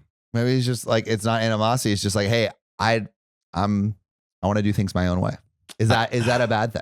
I don't think he's doing that. You think there's animosity? I think it's for nefarious reasons. I think it's for mischievous reasons. Well, let's get into this big juicy update and find out what really happened. So this serves as an update on my previous post that I made weeks ago. It seems that because of recent updates, there are more details that I need to include. To summarize, I am a 30 female with a large family, including 2 younger brothers and 4 younger sisters. I made a post previously stating that my brother, Mark, 25, was going to have a wedding in May. He only wanted me and my other brother to be in the wedding party and my other sisters to be excluded. So to be clear, OP is a woman. Yeah, I missed that. I missed that too. I forgot that. She is a sister that's being invited, but all of the other sisters are not being invited. Yeah. Which makes me even more on her side. OP actually deleted the initial post. Ooh. There are 2 reasons as to why I deleted the original post. One, shame. It wasn't fun being called an a-hole by a lot of people. I felt bad. I didn't like the criticism, and the emotions I felt at the time drove me to do it. 2, I knew that there was something more to it than what I was writing. I posted too early, and from the new information that has been brought up, I decided to make another post. Ooh. There was a paragraph that I included about Mark being stingy with money. I explained that everyone in the family got along, but Mark was always asking for money, never paying it back, and participating in frivolous spending. I didn't realize until now that this paragraph would have been more relevant. In the original post, I explained that he paid for half of the wedding venue, so it was understandable that he would exclude people from the wedding and go against traditions of including the whole family in the party. He told us, I just want a small wedding. I don't have to follow traditions. And we were angry and threatened to leave the wedding entirely. Reddit called me an a-hole for this. Initially, I would have agreed if it was just this information. But turns out he lied. Oh? He did not contribute a single cent to the wedding. Not for the venue, not for the catering, not for the DJ, nothing. In fact, my mother, Carol, paid for most of it, while the future in-laws paid for half of the venue. He said he paid. He was bamboozling each side, maybe. But Right? maybe he was saying like he's gonna pay as in like He not will provide them. money. Yeah. Or he will help. He will make sure money will be allocated towards it. He Yeah. doesn't own that money. Yeah. But He's he's overseeing. like said he's like money. he's like a hedge fund manager. Yes. He's overseeing the capital. Exactly. He's a manager of the money. Yeah. So maybe he's not lying. He's just like saying it's going to be taken care of. I think he's lying. Carol funded the clothes, the food, the MC, 75% of the venue, and is still pouring thousands of dollars into the wedding for more things. Mark is insisting on demanding more things for the wedding, which includes excluding some of our family from the wedding party. Meanwhile, he's not paying for the party's dresses or suits. Once again, he's expecting the rest of us to foot the bill while he sits back and doesn't plan his own wedding. Sam, you know what beggars can't be? Choosers. Choosers. On which side?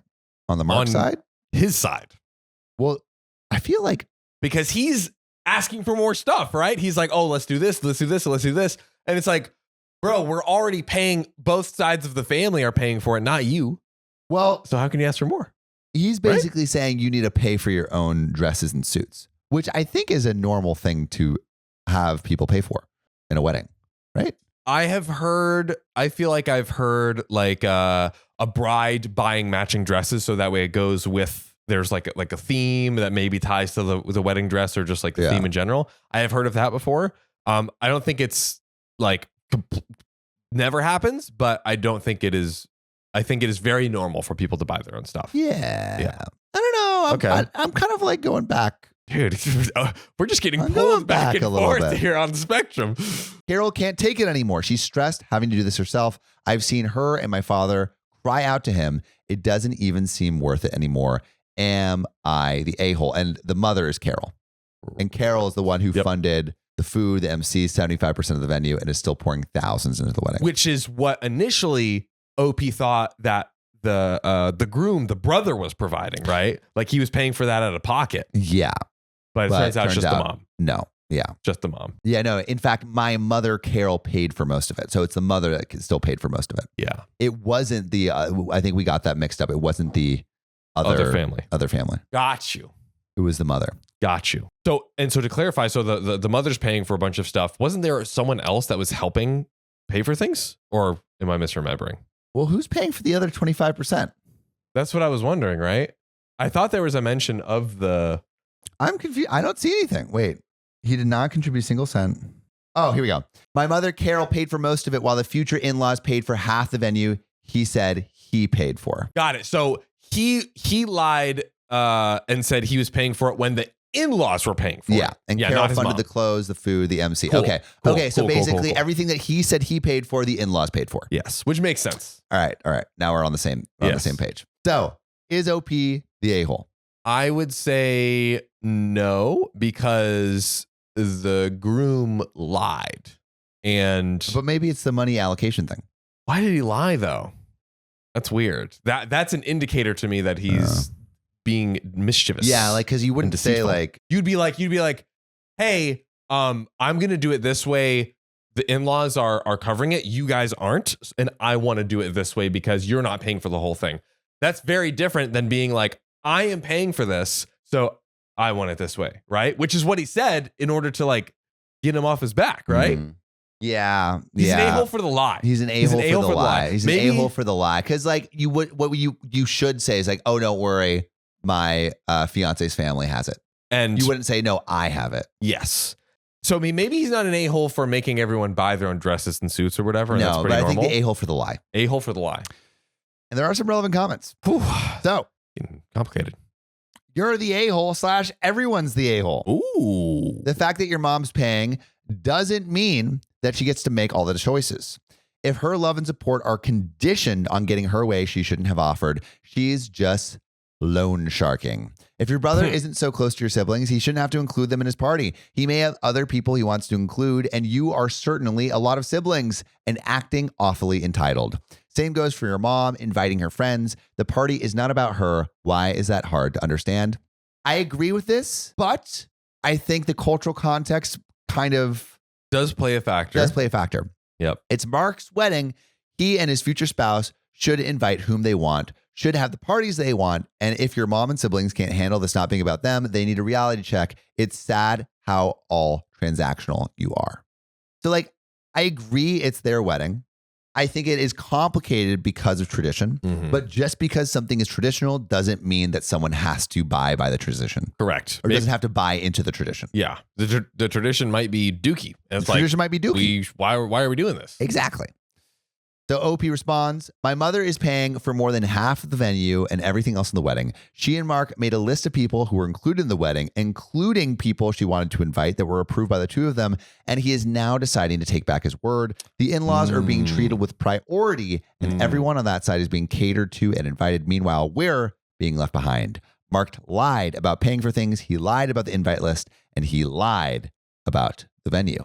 And then Maddie Kett responds, I need clarification. Are the other siblings invited to the wedding and just not in the wedding party or not invited at all? And LP responds, all the siblings were invited, but at first my brother purposely left them out of the wedding party. It took his fiance and other members of the wedding party to let the rest of the siblings be in the wedding in that regard. Oh. There was room for all of us and the clothes for the party are being funded by my mother, but he decided to not include us initially.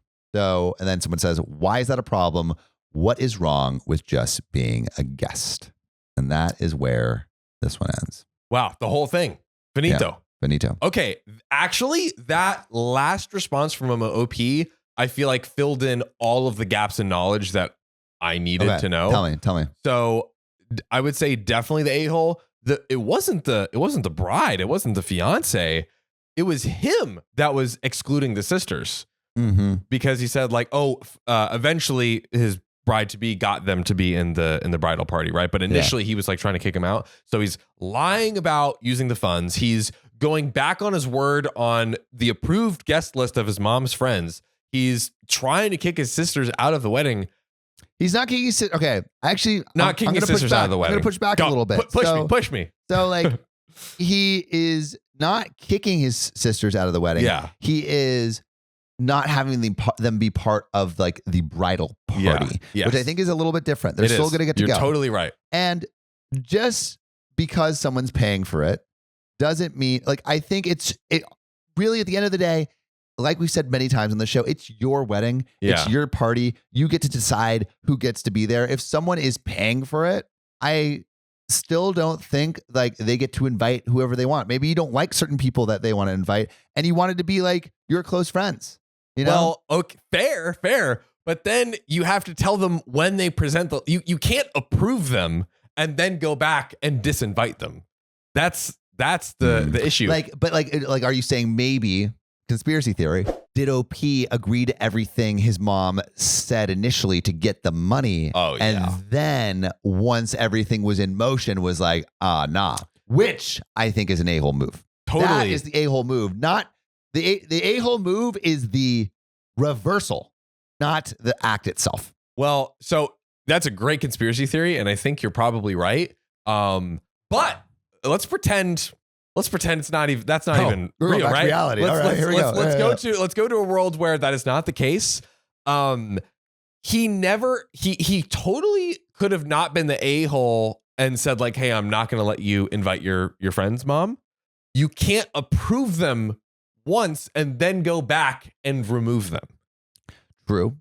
But on the flip side, it's his wedding. It is. I'm very much on the vibes of just because someone pays doesn't mean they can take over and invite who they want. But once you agree on something. Yeah. In this specific context, just tell your mom from the jump out the gate, I do not want these people at my wedding. Yeah. Never approve it to begin with. Yeah. Then you're in the clear. You're not the a-hole. I don't care if your mom paid. You don't want these people at your wedding? Fine. That's totally cool. So I think there's enough like in my, red line crazy FBI corkboard of the brother's misdeeds, the groom's misdeeds, there's enough here To call him an a-hole? to pin him with the crime of being an a-hole. I'm throwing it down. I think he's a-hole-ish. Yep. I think he's a-hole-ish. But do we yes or no? A-hole or not the a-hole? if I have to choose. We're gonna have to let the comments decide too. If The I have comments to are gonna choose, go I'm off gonna on this one. I'm gonna say a-hole. If I have A-hole. to choose, I have to say a-hole. Okay. But with the stipulation is it is his wedding. Yeah. Okay. And honestly, maybe you have a right to be an a-hole at your wedding. Fair enough. I am super curious on the comments on this one. Yeah, I think we might. I think we might be split. Yeah. I think there might be a split. So let us know what you think in the comments. Mm-hmm. But I also want to let you know something. Yeah, I have one more final story. one for us. more story. Let's freaking get at it, do it. brother. Am I the a-hole for telling my best friend why I wasn't attending his wedding? Because you're no longer my best friend anymore. Whoa. Fake friend. Because you're sick. So, might have effed up. 97 says, I might have effed up. All right, let's hear it. Me, 32 male, and my best friend Alex, 32 male, have been friends since diapers. We're basically family. After college, we both moved back home so we could live at home and get our feet underneath us. Alex started dating Stella, 35 female, a lovely girl, around 4.5 years ago, and from the get-go, she seemed to politely dislike me. I don't know why. Oh well, c'est la vie. What's a polite dislike? You just don't try to hang out with them. Yeah, like, okay. Yeah, no, it's okay. I'm busy that day. Yeah, I can't do it. I didn't say the day. No, but I'm busy. Alex and Stella moved across the country in 2021 after Stella earned a promotion at work. In 2022, Alex proposed, she said yes, and they set a wedding date for the end of September 2023. Amazing. I got a save the date card at the beginning of the year, and based on the conversations I had with Alex, assumed I would be in the wedding party, either as a groomsman or as the best man. Oh, so OP thought they were going to be the best man. So they were like best friends since diapers. Friends. And I assume that was in like early life, or maybe they just wore diapers for a really long time. You're all but the big babies. Maybe, we don't know. But never received an official confirmation from either of them. A couple months before the wedding, I saw that wedding invitations had gone out on social media and figured mine was en route. It never came. I waited a couple weeks, figured it might have just gotten lost in the mail before I checked in with him. I called Alex and had a brief conversation with him where he was clearly agitated and said he was dealing with a lot, would be incommunicado for the near future to direct any wedding related questions to Stella. And he'd call me when things cooled off. I called. He couldn't say. Yeah, he couldn't say you're invited. You're invited. Oh, don't worry, you're invited. I feel like that's not. That's so whack. That's kind of weird of To him. your best friend? Like, I get that you're busy and probably stressed, but all you had to say was, "Oh yeah, no, you're invited. Don't worry." Yeah. But it sounds like that's not the case. Yeah. And he doesn't want to have to deal with having to tell his best friend. Yeah, which is weird. Best friend. That quote unquote best friend. I called, texted, and emailed Stella several times over the course of a week, but she didn't respond to any of them. At this point, I figured I wouldn't be attending the wedding and that things were really effed up for some reason between the two of us. Yesterday, a little over 3 weeks after our last conversation, Alex DM'd asking if I was free to chat. I jumped at the opportunity to get some answers. And after exchanging pleasantries, Alex jumped right into a spiel saying that he knew I was super busy with work and dealing with a lot of personal stuff, but he'd love if I could attend his wedding, even just as a guest, and wanted to know if there was anything he could do to help make that happen. Wait, so now he's acting as if OP wasn't Like said coming he didn't by want to choice? go? Yeah. Yeah. Conspiracy theory. What? He has been bed. Lies. Wrong information. I think there's some lying going on. I think there's some sneakery. What's Alex's girlfriend's name again? Stella. I think Stella's planting some devious little earworms Stella. in his brain. I agree. I just blurted out that I'd love to, but hadn't received an invitation. Hadn't they already gone over this? Excuse me, we just went over this. Didn't he? Yeah, he said that earlier. I thought he said that. He's like, that's why he called. That's why he DM'd yeah. him, right? Alex stared blankly at me and said, "What?" And I just kind of verbal vomited out that I hadn't received an invitation. That was the reason I called him a few weeks ago, that I'd contacted Stella about it, but she never got back to me and left me on red, and that I had no idea what he was talking about me dealing with too much to be involved in the wedding. Oh, That's the information. That's the information. The stinky information. We're smelling it. Smelling it, and it's not smelling good. Not smelling good. After a very pregnant pause, he said he needed to go sort things out and that he'd call me when it was done. What's with this friend giving no information? Yeah. Going to like sort things out. Yeah. And then nothing being sorted Why at don't all. you just say you're invited? Yeah. Why don't we just start with that? Why don't you just give a little bit of information like, oh, I think I didn't understand something. I'm going to go talk to my wife. Yeah. Why be so opaque about what your What is this? intentions are? Come on. Bad Baller friend. words. Let's go. Thanks, man. But let's get back to it. My phone's been blowing the F up since, with wedding attendees asking me what the F happened and why the wedding might be off now. And it's OP's fault? Opie's like, I just didn't know I was invited. I didn't get an invitation. I don't know. My girlfriend has reaffirmed to me that I did nothing wrong, but I've had people from all sides saying I stuck my nose where it didn't belong and caused a stink, which is really effing with my head. Am I the a-hole? I mean, What? I don't think so at all. OP, this is what OP did. OP did not receive an invitation, called their friend up, said, hey, can I talk to you about the wedding? The friend said, no, I'm busy. And then they called the fiance, said, hey, can I talk to you about the wedding? The fiance said no. And I then, love how OP still has no idea what's going on. I don't know anything. And then the friend, the groom called back again and was like, why aren't you coming to my wedding? And OP was literally all OP said was, oh, I wasn't invited. Yeah, OP has no idea. That's it. Literally, OP has no idea what's That's going it. How is this OP's fault? on. It's not. Edit. After he DM'd me, we switched to video chat, meant to include that. Whoops. And edit 2. I may not be able to respond to everyone's response, but I have read them all and appreciate each and every one of them. My girlfriend is also having way too much fun with this and is kindly giving me crap for doubting myself. Maybe way too much fun. Yeah. And there are some relevant comments and an update. OP needs to figure out what's going on. OP needs just a little bit of OP information. has no idea. OP is blind. OP is a blind man. What are y'all's take? What I'm curious. happened? Yeah. I think Stella. Stella fed some lie to Alex Yeah. about what, like, basically Stella fed some lie to Alex saying a reason that OP couldn't make it. Yeah. And now Alex like found out the dirty, stinky lie. You liar! Dirty, stinky lies. Okay, what is your take of why she would do that? Because the She only thing, doesn't like him. But like, all we got was a polite dislike. Well, maybe it's impolite.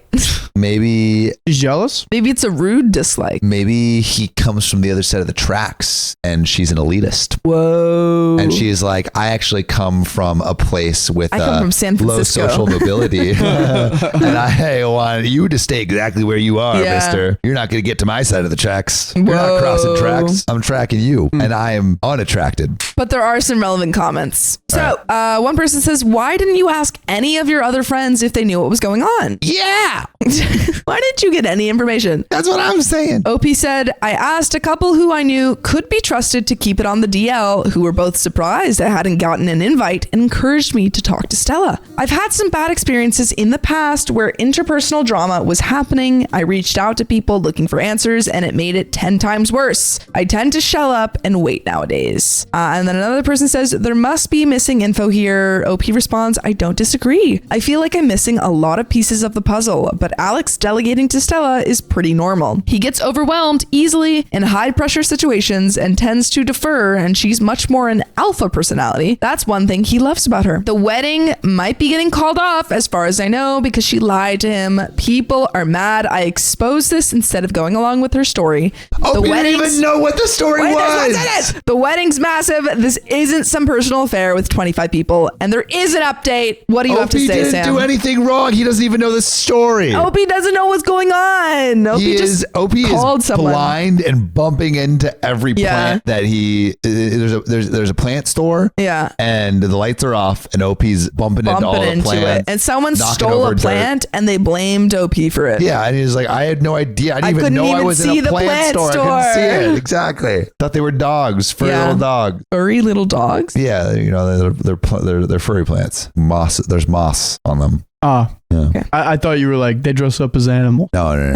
But there is an update. I would love to hear it. Yeah, I need to know where this is going and whether OP is absolved. I just need to know any context. I need something. Give me something. Give me something. Update. The next day, Alex and I texted Tuesday night, Wednesday morning, and he said he was handling stuff and asked if I'd be free to talk Thursday afternoon with him and Stella, which I agreed to. The wedding, it's still happening. I will be the best man, and I've been read in on all the stuff I need to do. The person who was filling in for me, Matthew, 34 male, one of mine and Alex's good friends, who's also neurodivergent, is thrilled not to have spent the day peopling and can instead party his butt off. As a result of this cluster F, Alex, Stella / whoever parents are paying for the wedding will be comping me plus girlfriend's plane tickets and hotel stay and my best man tux. Wow. Because there was so much mess. They were like, we're going to apologize with all of this stuff. Conspiracy theory. OP knew exactly what was going on and wanted all of his And wanted-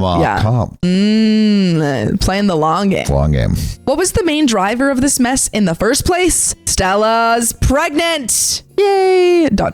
They found out a couple days after the wedding invites got sent out. Apparently they were passively trying, then actively trying in 2022, but stopped and swapped back to heavy BC once the save dates went out because Stella did not want to be pregnant on her wedding day. This led to several changes to the wedding, threw a bunch of other planning into disarray, sent Alex into an OCD hole for a couple of weeks, which is why he was agitated when I called him, and why he needed time to get his head around it all and get the intrusive thoughts managed. And one of the reasons why Stella ignored / missed my messages and calls. Why did Stella not respond to my messages? Besides surprise pregnancy, Stella said that she's on her phone for work a ton and gets hundreds, if not thousands, of emails, texts, calls per day. She misses some stuff, especially since she didn't have my contact info saved. LOL. I don't buy it. You didn't have his best friend from diapers contact info? I don't buy it for a second. I don't know. Something's fishy. Something's fishy and it smells whack. I also emailed her work email instead of personal email, which I don't have, and my own personal email handle is not my name. In the future, I was told to be more insistent in my communication with her to break through her everyday noise. Duly noted. What happened to my invite? Stella claims that she sent me one, but must have sent it to my old address. I did move in March to my current residence, and the save dates were sent out in January. What did Stella tell Alex about me not being in the wedding? Apparently nothing. According to Stella, he either 1, believed one of his intrusive thoughts was real when he was in his OCD hole, 2, he got confused when she told him one of her cousins with a similar sounding name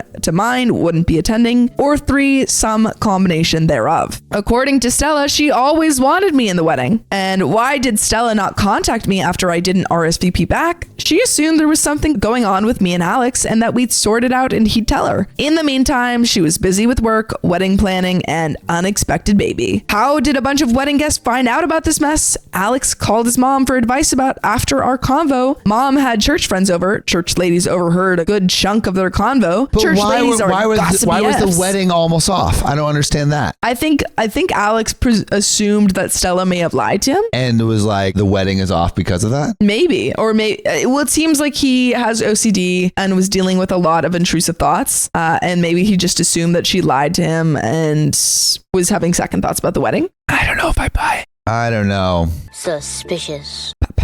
Alex has spent a decent chunk of time the last couple of days putting out fires, so to speak. After about an hour, Stella left to go deal with some wedding stuff, and me and Alex chatted about stuff for a couple hours. Do I believe Stella's explanations? I don't. Kinda. What? The baby's real, as far as I know, confirmed by medical professionals. She does have a cousin I know she's close with who has a similar sounding name to me, and she does work from her phone a lot, but the rest of it just seems a little too convenient, and I feel like I'm left with more questions than answers. Good news is since I'm in the wedding, I should have great access to figure out what the F is going on, I hope. And there are some relevant comments and an update. Oh, another update. And another update. I feel like the update, we're going to get some final clarity. I'm hoping so. Stella is going to be revealed. Stella for the will be stinky revealed. woman she is. Yes. But let's get into these relevant comments and see how relevant they really are. One person says, I don't believe Stella at all. OP says, neither do I. It should be a mildly entertaining mess based on the guest list. And then checking with Alex, OP responds, after she left, I asked him if he was sure he wanted to do this and that I'd support him no matter what. He says yes, so he seems seems committed. I've generally found when people are this determined to see something through, any action taken to get them off course will F up your relationship just as much as it'll F their determination. Better to just be there, be supportive, and be ready for the mess. So OP is like, I am sensing that something's going to go awry. Yeah, but is leaving it up to their friend saying, are you sure you want to go through with this? I will support you either way. Like go through with the marriage. Yeah. Right. And but then, as far as we know, like it seems like Stella's story has checked out. it seems like her story's checking out. On the seems like all the surface. ducks are lining up. But those ducks, if you look under the microscope, unaligned. Unaligned ducks. Opie's theory on what really happened. He says she intended to wait and see how long she could delay my invite until Alex noticed. The pregnancy situation gave her a good crisis to take advantage of, and she did. She hoped he'd be stuck in his OCD hole until the wedding ended. That's the rough version anyhow. But why does Stella hate OP? That's what I wonder. I don't know. Examples of why you think she doesn't like you. Oh, that's what I wanted You read to know. ahead. I don't think she's ever given me a real smile. It's all dead-eyed fake ones. Body language is usually defensive around me. A lot of crossed arms, hunched shoulders. She makes a lot of subtle snide remarks, i.e. I got him a $100 bottle of Japanese whiskey a few years ago. She mentioned how it would look great on the bottom shelf. Oh. Damn. She is from the tracks. From the tracks. She's from the tracks. She's on the other side of the tracks and she's looking down. She's a classist. She's a classic classist. She's a classic classist. You think you're better than people. I think here we go. She comes from money. She's an alpha. OP's poor. Teen Wolf. What? I don't know. You said alpha. I thought it was Teen Wolf. Dude, I haven't thought about that show in ages. That was my favorite. Did we watch that ever together? I didn't watch it with you, but I did watch it. That was one of my favorite shows. Really? Ever. I love Teen Wolf. Really? Yeah. I didn't know that. Teen Wolf. I remember I would watch it on a sketchy movie website in like That's so funny. beginning I of didn't know high that. school or something or whatever it first I only came watched out. until Allison, spoiler alert, died. I don't remember which one. Allison was the Allison Argent. I watched a She was couple like the seasons. first girl. Sophia for spoiling I literally it. said Yeah. spoiler alert. Yeah, but you it's But I like couldn't do anything. I can't pause the video. I'm here in real life. you can't say spoiler alert and then immediately blast through. It's like saying watch out and then kicking someone in the nuts. Another person says, why you weren't best man in the first place? And OP says, Alex treated me like the best man in the first place. His OCD kept him from making it official because he couldn't find the right time, according to him. Find it. Find it. Find the time. Find the time. But there is an update. 8 months later. Which should be after the wedding? Should be after the wedding. Well, it's been a while. Sorry, y'all, for taking so long to get this update out. Been absolutely swamped at work, putting out fires with my hair on fire for the last 6-ish months. So here's the Cliff Notes version of the wedding. Okay. Wedding was a fun mess. Tons of unrelated drama. Stella sure knows how to design a beautiful ceremony and plan an effing party. I'll give her credit for that. Didn't get to enjoy much of it since I was working the wedding with a few other people in the wedding party, more than attending, but c'est la vie. Ceremony took effing forever though. Felt terrible for all the bridesmaids who had to wear heels through that stuff. Unfortunately, there was no gotcha moment or come to Jesus moment where I got the full story as to why crap hit the mother effing fan. No. No! God, please, no! No! No! But based on what I observed while working the wedding, I think I've been able to piece together roughly what went down. Oh. So there wasn't a gotcha moment, but there was information. There was information. So we will get clarity. Hopefully. I But love also, a good bow. but Wrap up in a also, bow. OP's consistently been unclarified. So maybe this is like, I know. you know, maybe Shut we up. don't. Give me my bow. Let me be happy. Do you mind? What are you talking about? Shut up! I want my bow. All right, Spoiler all alert, right. I'm going to get my bow. You don't know that. I think this had more to do with Stella's parents. 10 and Karen 60s than her. Although she still doesn't like me, my main reasoning, Ken and Karen were paying for the majority of the wedding. Okay. More than Stella, Alex, and Alex's parents combined. Okay. Alex and Stella sketched out pretty early what they wanted the wedding to look like. Throughout the process, Stella made several significant changes out of the proverbial blue. Example, they originally agreed on a smaller wedding, something like 50 to 60 people. Then one day, Stella wanted a big booty wedding. Alex didn't really care all that much and just figured she'd changed her mind. He just somehow missed that most of these changes occurred after Stella either had a phone call or in-person meeting with her parents, which is on brand for him. Okay, so after she talks to her parents, a bunch of stuff is changing throughout the wedding. You know, I would love to have a small wedding, but Papa wants a large wedding. Papa, you know how Papa is. You know how Papa is. He doesn't He's so do anything stuck in his small. ways. I just can't convince him otherwise. I mean, just think of the yacht. Is it a small yacht? No, of course not. It's massive. When you have a massive yacht, you can't have 50 people there. You have to fill up the yacht. You have to fill up the yacht. What will people think if they look at our yacht and they see it's like empty? They'll think we have no emptiness? friends. Yes, you can't just do that. Papa will get so upset. I feel like we totally got it from the beginning that they were rich. Yeah. Her parents were very standoffish towards me, to be expected, feelings mutual, and made a lot of frankly weird comments about Stella's younger, totally not a head brother, Chase. Oh. Sounds like he is a kid. I don't know if I'm reading too much into it. Yeah, maybe Sounds like you're lying not a to Pepsi us. guy. Yeah, dang it! Oh, they're doing stuff in the bathroom that's not Pepsi. You missed it. Too late. Loser. Her parents made a lot of frankly weird comments about Stella's younger brother Chase, oftentimes in comparison between us that flattered him, and kept insisting he was perfect best man material. This is a coup. Oh. This is a best man coup. So the parents were like, We want Stella's brother to take the crown. Take the crown. He will royal usurp the scepter. throne. Why? Are they even friends? Stella and her brother? No. The brother and The groom? I don't know. Alex has barely met Stella's parents. Maybe a dozen times over the last 5 years. Every time they visit for the holidays, Stella has them leave early for whatever reason, and Stella rarely initiates calls with them. Stella acts really effing weird around her parents. Around everyone else, she's a butt modern woman, but around her parents, she gets super meek. Example, her mom asked her to go drive to some specific store over an hour away to get a specific food item in the middle of wedding planning stuff, and she just did it without any protest and left the rest of the wedding party in a lurch. When she got back 3 hours later, her mom took like 2 bites, then threw it away.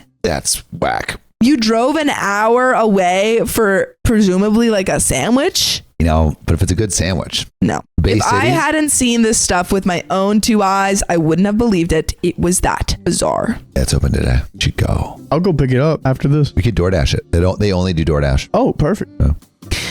Lots of other innocuous stuff that individually means nothing, but when combined together, provides a decent amount of circumstantial evidence. You're guilty. So here's what I think happened roughly. All right, let's go. We're getting down to the final thing. Yeah, you've said here's what I think happened like 5 times. Yeah. Are we finally actually going to get it? Ken and Karen wanted Chase to be the best man in the wedding. Alex really wanted me to be the best man. Rather than make a choice, Stella appeased both parties, telling them what they wanted to hear while making no actual decision. The longer it went on, the more complex the line got. When Alex had his breakdown, Stella saw a way to get out from under her Gordian knot of lies by taking advantage of the crisis. Unfortunately for her, Alex came to his senses before the wedding, started asking questions, and when push finally came to shove, she chose a relationship over whatever the F is going on with the family, much to their apparent chagrin. And there is some post-wedding information to finish the story off. Okay. Honestly, That kind of wrapped up. it wraps up Like a messy bow. The bow that I have though is like, it's not my favorite. Yeah, it's kind of uneven. And yeah, I know what you're thinking, that he's not so pretty. It's like I guess it's it kind of works, ugly. but I'm not like, oh, like I want to rip open that present right now. No, I don't. I just kind of want to leave it. Yeah, all right, fine, whatever. Whatever. Let's get into this post-wedding information. Okay. Alex and Stella had a healthy baby girl named Iris. Ew. Horrible name. What? It's a great name. Why would they name someone after a flower? It's after the goddess, Iris, after your the goddess eye. of the rainbow. Ew. I know that there are 7 nouns to that name. It's just crazy that someone. There's 7. Do you know that there's 7 nouns? Yep. There's also Iris is a verb. What? It means rainbowing. The leprechaun irised the mountains. I just said that. Rainbowed? No, I said 7 nouns, 1 verb. I know, but I'm saying. Anyways, Iris is a weird name, and Iris maybe is the people goddess of shouldn't the have it. rainbows. That's why it's a verb Also, for that checks out rainbowing. that Not Riley's past relationship trauma coming into the street. Did you know makes an Iris? sense that I didn't know that. this kid has rich parents, and probably that kid will grow up will be with someone that isn't good enough for them. Yeah. And one day, maybe that kid will prove those parents wrong. Yeah, And that he will amount to something. You know what? Now this is getting personal. Yeah. I feel like I need TLDR. Riley's story time. At the end. Yeah, okay. Me story and time. Alex have been talking a lot more for whatever reason. He asked me for childcare tips. Like, bruh, I'm just as lost as you here. And I've set up OP a weekly. is not like you should never ask OP anything What's going about on? specifics. OP doesn't know what the heck is going OP on. never knows what's going on. At any point. And have set up a weekly gaming sesh where we're slowly slogging through Baldur's Gate 3 with Sam and Matthew. Who the heck are Sam and Matthew? Wasn't there a Sam that came up earlier? No. Yeah. What? Right here. Who are Sam and Matthew? I think that's the girlfriend. Who's Matthew? I don't know. Another friend. Wait, did I read that? Did I say me and Sam are the godparents? That's nice. No. It says OP and Sam are the godparents. Sam is his girlfriend. The person who was filling in for me, Matthew. So like that was the The good first friend that's neurodivergent. Yeah. As far as I know, Alex and Stella are in couples counseling. Wow. Which seems to be helping from my vantage point. Stella was weirdly against it, but Alex pushed for it so he could be a better husband to her, and she relented. That's Sam is Alex's stepsister. Oh, okay. Not girlfriend. As far as I know, Stella's already back at work and on most of her pre-baby schedule. Alex's stepsister, Sam, there we have it, has been checking in on them periodically, and according to her, there's no major red flags at the moment. Stella actually texts/emails me stuff now. It's mostly baby pictures, but it's a step in the right direction, and I appreciate it. I send cat pictures in response. Hopefully, this is the last update. My life got far too interesting for that month, and with my current workload, I doubt I could mentally handle more drama. And that, folks, is the end of the story. Well, that's all, folks. Woo-wee! All right. Zooey mama. Zooey mama. Dude, there is one page in Diary of a Wimpy Kid that made me crack up. And I remember it goes, it's like, class, can you pay attention, please? And then he's like, your mama. And you're like, you can't be making your mama jokes. And he is like, your pappy. It's like, you can't be making pappy jokes. It's like, your slap happy grandpappy. And I died. You're still dying. Fun fact about that book, little okay story time. I couldn't take it to church because I pronounced it as diarrhea of a wimpy kid because I didn't know what a diary was. No one ever told you? No one ever told you? Well, like I told my dad, I was like, can I bring my book Diarrhea of a Wimpy Kid to church? And he was like, no, it might remind people of like bad memories, so no. And then he read it and he was like, oh, diary? And I was like, oh yeah. Yo, can you pull up the page of the slap happy grandpappy? Yeah. I haven't thought about that in years. I haven't thought about that in years. Years. Greg Heffley, will you please do this problem? Your mama. Excuse me, your big fanny granny. Well, I hardly think that's your slap happy grandpappy. But quick, okay, story time. Yeah, I was in a bad relationship, and people change, and you learn a lot from bad relationships. True.